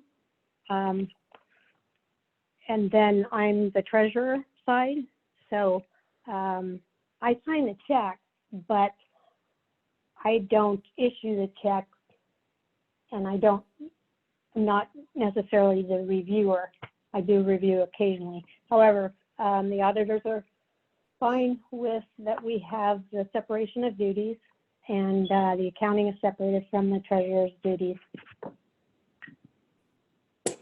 So what you're saying is this is past muster with the auditor and everyone else who's looked at it. There's no issues here. Yes, that's correct. Okay, thank you. Thank you. Any other comments? Are there any public comments on this? Any hands raised, Michelle? I do not see any raised hands. Okay. So did we call for the motion? I think we did, right? Yes, and seconded. Then seconded. So we'll go for a roll call now vote. Director Bernstein? Aye. Director Crawley, she's absent. Director Solano? Aye. Dr. McLaughlin? Aye. Director Jones? Aye. So motion passed. We'll move on. Thank you, Kathy, and the team. We'll move on now to item number, actually 9, the proposed agenda items. I think that's where we are. Yes. And that was an item that was brought up at the last meeting and placed on the item for this meeting by Jim. And there was, I think there was some subsequent documentation that you sent out also. Jim? Yes. Would you like me to present the item? Yes, please. Okay, thank you. This has been presented and discussed before. I'll try to keep the discussion of the issues brief. I think we're all pretty familiar with them. The IRS imposes a limit on CalPERS on pensions that they can pay. So just for example, if the IRS limit is $130,000 this year, if we have an employee that has earned a pension in excess of that amount, that amount that's in excess becomes an obligation of the district directly, not CalPERS. So I think we have some employees that have already passed this threshold. So I think it would be prudent for us to evaluate what those costs are so that we can properly account for them and decide how is the district going to honor its obligation. So it has, I discussed this issue with Michelle last week, and she reminded me that it had already been approved for referral to the, I believe the HR committee, but after discussing this matter with Director Jones, the thought was to refer it to the Finance Committee, that perhaps that was the more appropriate place for it to be. Which is fine with me. I think, again, the focus is what are the costs and how will we meet this obligation. So I'll take any questions if there are any. For a question, Chuck? Well, I have several questions, but I should save them for when we have the actual discussion at the next meetings at the next meeting. Isn't that right? I Yes. thought, well, help me out.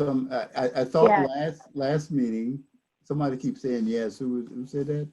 Sorry, that's me, Robert. Oh. Yes. I think questions are to be held until the proposed agenda item becomes an agenda item. Yes. I could be wrong. But I think right now, Director McLaughlin is suggesting it be referred to the Finance Committee. So if there's a consensus among the board to refer to the Finance Committee, then we could go on to the next agenda item, or if there's any questions about sending it to Finance Committee. Right. Yes, Rob. Yeah. Robert, do we need a motion to refer to the Finance Committee, or can well is that what you need, Michelle? You know, you don't need to vote. It could be upon consensus that you refer it to if the board members are concur. It's just direction to staff. It can go to finance. Okay, well, I'm for that. Okay, so, yeah, I'm all for it. And Jim, are you? I Yeah, think you that's made fine. him up. And where did Chuck go? I'm sorry, I just got a leg cramp from sitting here. I hear you, man. I thought it was hot coffee, but Yeah. Chuck, I thought you were doing push-ups.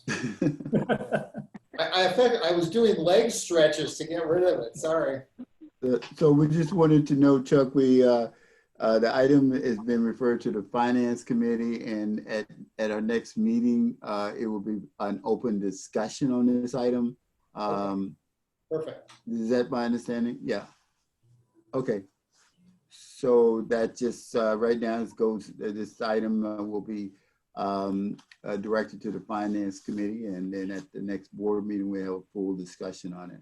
Hopefully by then, the Finance Committee would have gotten together and be able to kind of come back with some further information that, so is there any other direction you want from the Finance Committee you want to give right now as they look at this? That's fine. yeah, All right. Okay. Yep. Okay. All right. Is there any hands up, public comment on this? There are no public comments. Okay. Reports and requests. Item number 10 from the liaison as well as from the committee reports. Are there any reports from board members? Rob? Yeah, thank you, Robert. Chuck and I met with the Emergency Preparedness Committee, and we had spoke about how to best utilize the CCE group. And in addition, talking about or trying to set up an approval process where individual volunteer groups would go directly, either use the CCM group or use the fire district. And then from there, they would fill out a form that Ryan is working on presently to fill it out, what their purpose is, how much funding that they need. So we're still in the planning process of that before we take it to the full board for discussion, Robert. Secondly, we had some questions as to the reasons why some of these public safety agencies haven't really utilized a lot of the volunteer groups, since the only ones that are being used is the ADAPT group by the Atherton Police Department. So I had spoken to the Atherton Police Chief, and some of the questions I had was, what do they want from the volunteer groups? What training requested? And then, of course, do they need equipment, PPE, or other types of equipment like radios and things like that?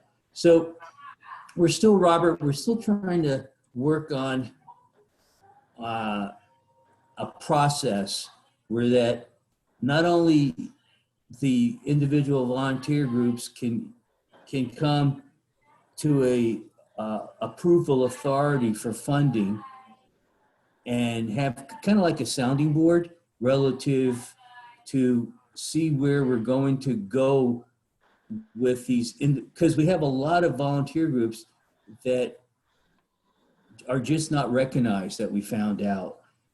So we're still in the infancy stages of that. Chuck, you want to add anything? I'll have a couple comments when it comes to my individual report. I'll just talk about it then.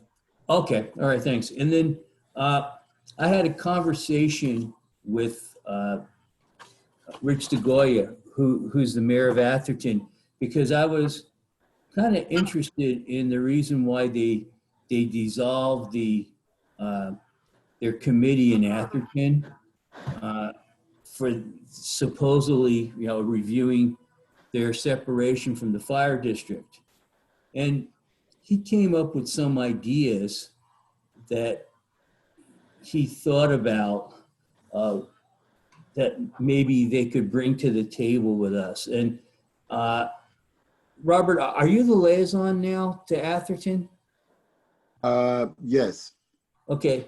I will forward you these suggestions that he had made to me. And one was having another meeting. And I know the chief had mentioned that all the meetings were off the table now, but You mean a group meeting? Are you talking about a group meeting or an individual meeting with myself?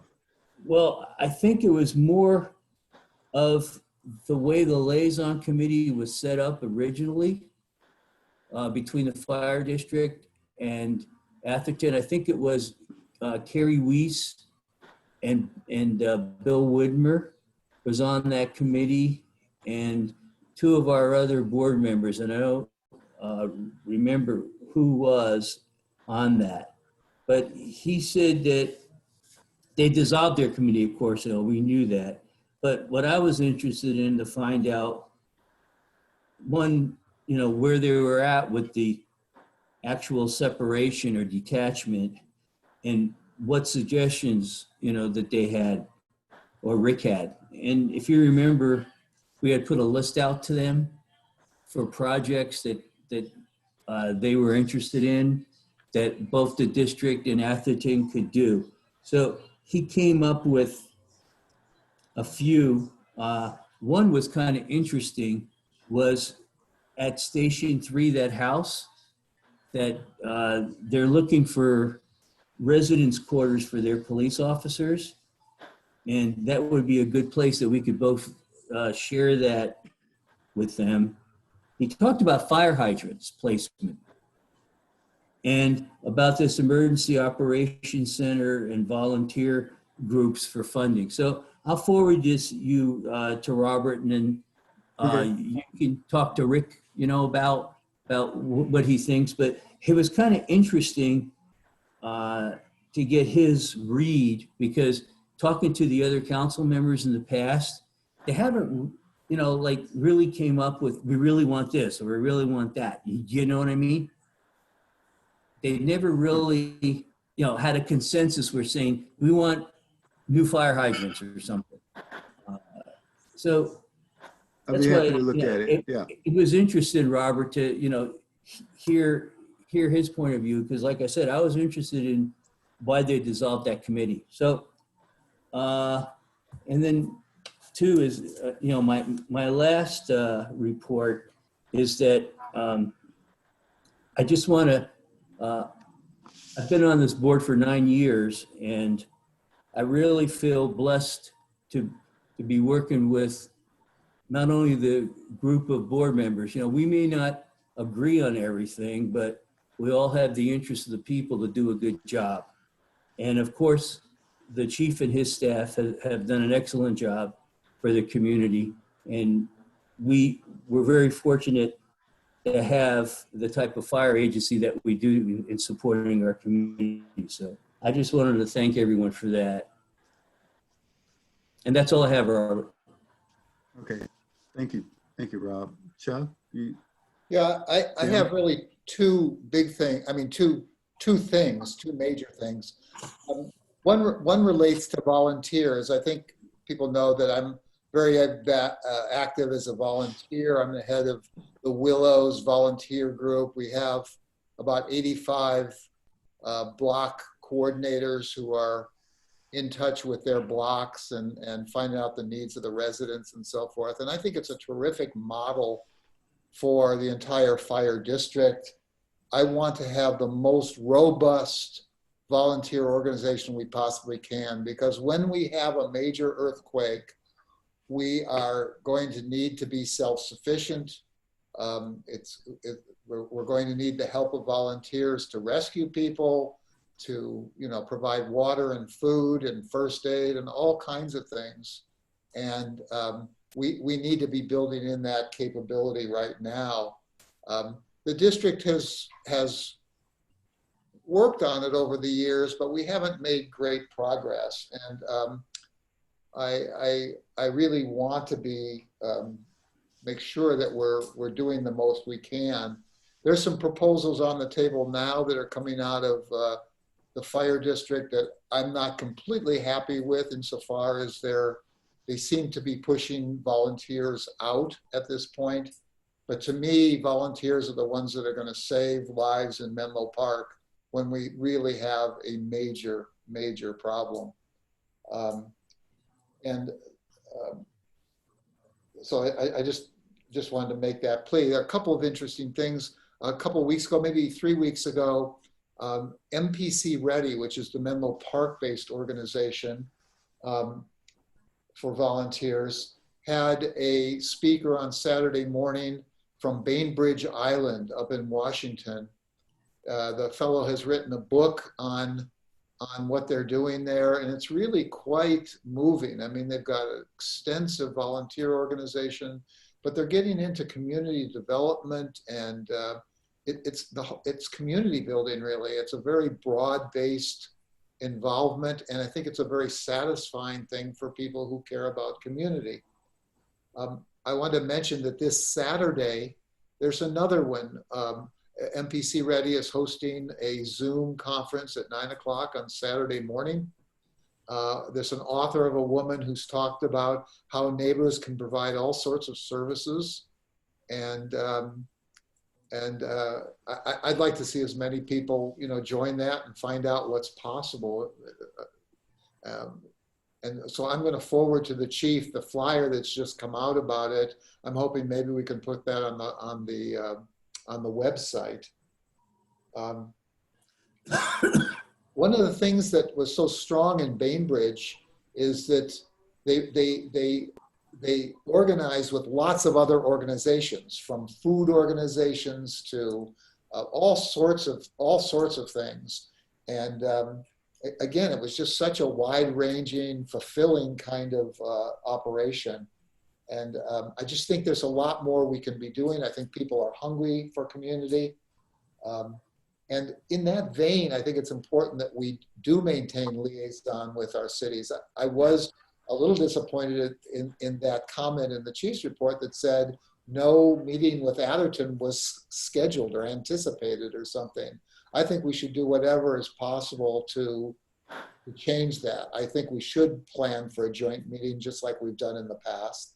I don't know if our feelings are hurt by what they did or whatever, but we need to get over it and move on and talk about what we can do jointly. And there's a whole bunch of things we care about, from traffic to homelessness to, fireworks, all these issues.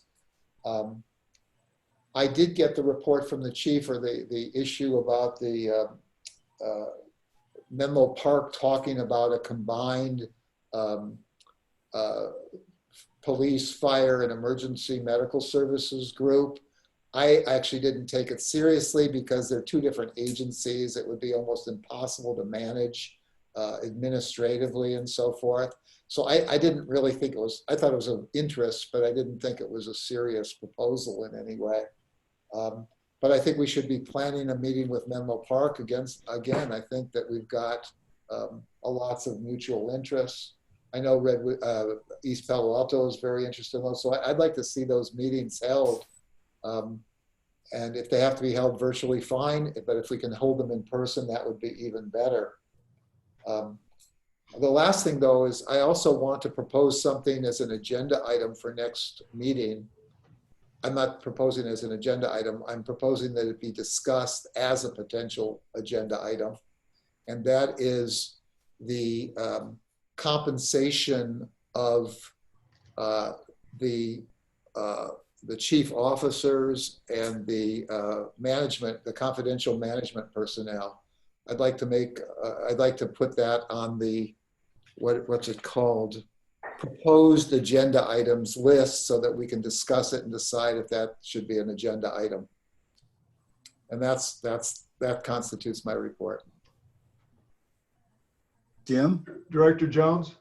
Yes. So I just talked to Michelle about this, But when Director Bernstein, when you stepped away for a moment, you didn't hear my comments, I think, and I'm not sure if Director Solano had heard them either. That reference that we don't want to have a meeting with applicant, that's not my words. That's the town manager's. It's a quote from his report. So I've not said that. No one on the staff has said that. So, I just want to make sure the record is clear. That's not Menlo Fire staff, the fire, and no one has said that. That's a quote from the town manager in Atherton. So if you read that part of my report, that's their report out. And that's also, if you listen to the audio recordings of their meeting, that's them saying that. So I understand maybe certain, council members are saying something different, but that's how the manager understood his direction from his council in Atherton. So, I want to make that clear because this is the second time that it seems to be perceived that I'm saying don't meet with Atherton. It's not what I said. I've quoted what they said. That's in the chief's report. Not my words, their words. Chief, I'm sorry, I didn't mean to make that sound like an accusation. I was just disappointed that it was even stated that it wouldn't happen. I think perhaps, I don't really care what the town manager says. I think it would be appropriate for our liaison to talk to the liaison Carrie Weist from Atherton and see if we could arrange it sort of elected official to elected official and maintain the dialogue. Yeah, and I don't disagree. We've had meetings with the town and others on a variety of issues over time, an annual meeting. We don't always agree on everything either, but I think, dialogue is important. So I put that in there because I was a little surprised by it too, but I wanted to reference that's what his direction was. So, and I listened to that meeting and that is what was said. So, I understand maybe individuals feel differently, but until the town, it doesn't mean you can't offer, but I just want to clarify that because we'll meet with anybody and you can tell me to meet with anybody and I'll do it. That's kind of our, that's how we operate, right? It's not about agendas. It's about trying to get things done, hopefully collaboratively. So I just want to, I'm not hurt by it. I just want to make sure everybody watching, you specifically and Rob understand that I did not say that. So that's their words, not mine. Robert, could I? Robert? Oh, you got something else, Rob? Yeah, no, I just want to reemphasize, Chief, my conversation with the mayor did not say anything that you did not want to meet, okay? It was basically that it was revolved around them dissolving that committee that I think Carrie Weist and Bill Widmer was on. That's the only reference, Chief. I didn't say that you wouldn't meet with, or he didn't make any of that representation. Okay, let's get that. And I appreciate that. I know that the mayor, not all the like the board at times, not everybody all lines up, but I think reaching out to any organization and try and find common ground and common things that we could do together is always better government. And so we're all about that, and hopefully that can happen, but even if it's got to be a Zoom meeting, but it's better than nothing, right? Okay, thank you, Chief. Just want to make sure that was out there. Yeah. I think I don't have anything to report, but I just want to take a moment to publicly acknowledge all of the district folks that have done such an exceptional job during this difficult period, whether it's the trades people, the admin people, the fire prevention people, and certainly the operational. I think they've really distinguished themselves with their excellent service during a difficult time. So that's all I have. Thank you. And Virginia's not here. So we'll move into item number 11, the President's report. I have 3 items that I want to report out to talk about. The first, on July the 21st, there was a meeting that the chief and I attended that was invited to that particular meeting from the city of Menlo Park, and it's regarding the homeless encampment task force.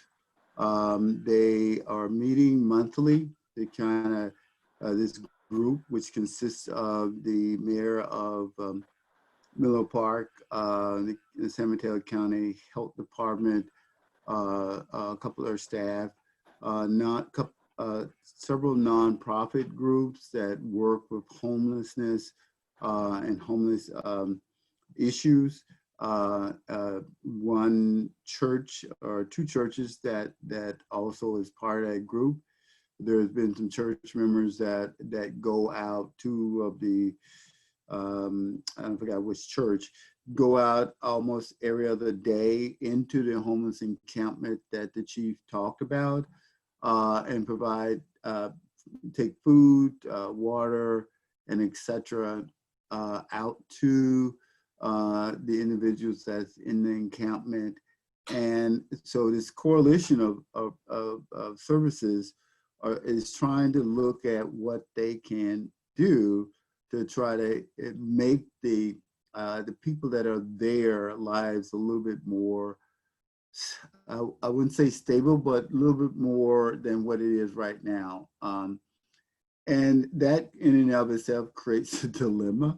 And I think, you know, it's sort of like once, and I'm only using this as a metaphor, once you feed a stray cat once, he's going to come back, they're going to come back again. And why should they leave at that point? So that notion of what they can do as a overall, as a group, to not only provide a service and to help, but in a way that will help the fire department does to do its job better, as well as the city of Menlo Park in terms of trying to figure out what community policing is all about, as they get called out to that particular area, which end up being oftentimes a mental health issue.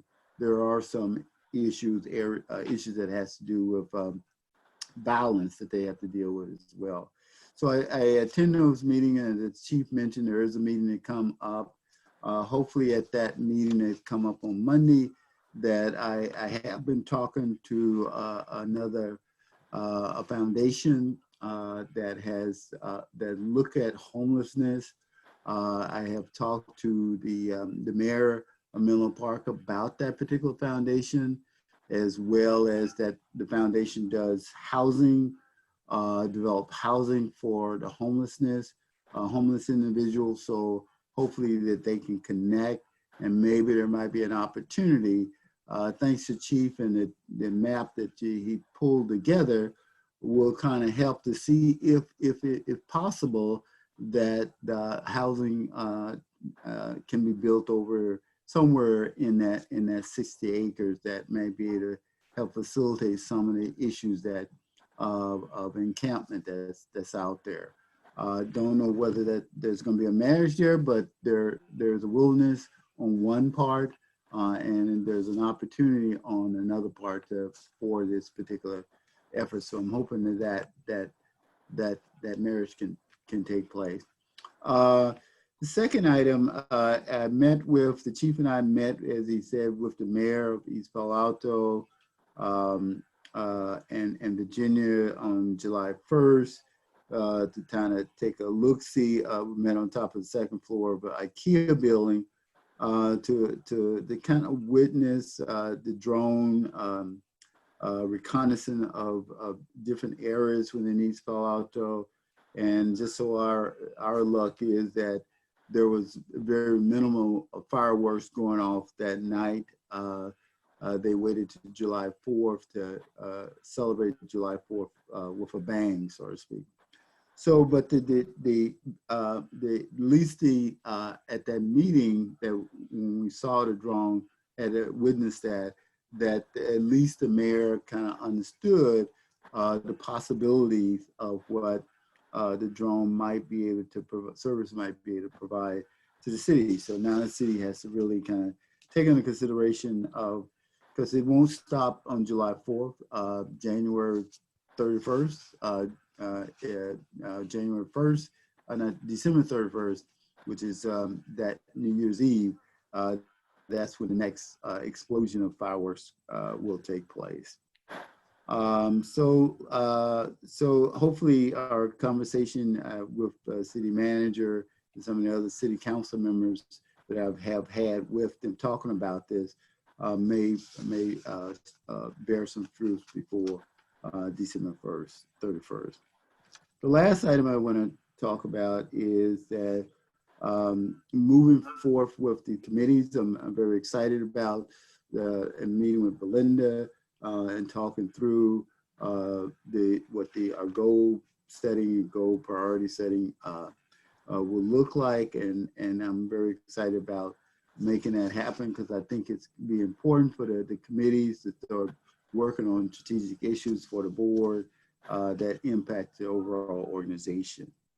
And lastly, I wanna, there's a lot of stuff that's been going on lately.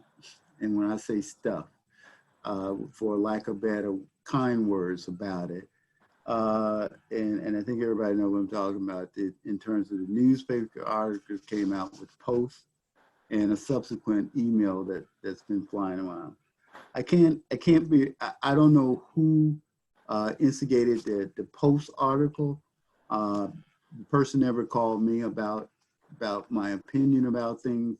Whoever they got signals from to write this, they took it on themselves. And what disturbed me most was the tagline, racial dispute on the fire board. I respect everybody on the fire board for who they are, as we got a chance to meet you over the years. If I thought you was a racist, I would have told you to your face that you was a racist. So I want to set the record straight here and now.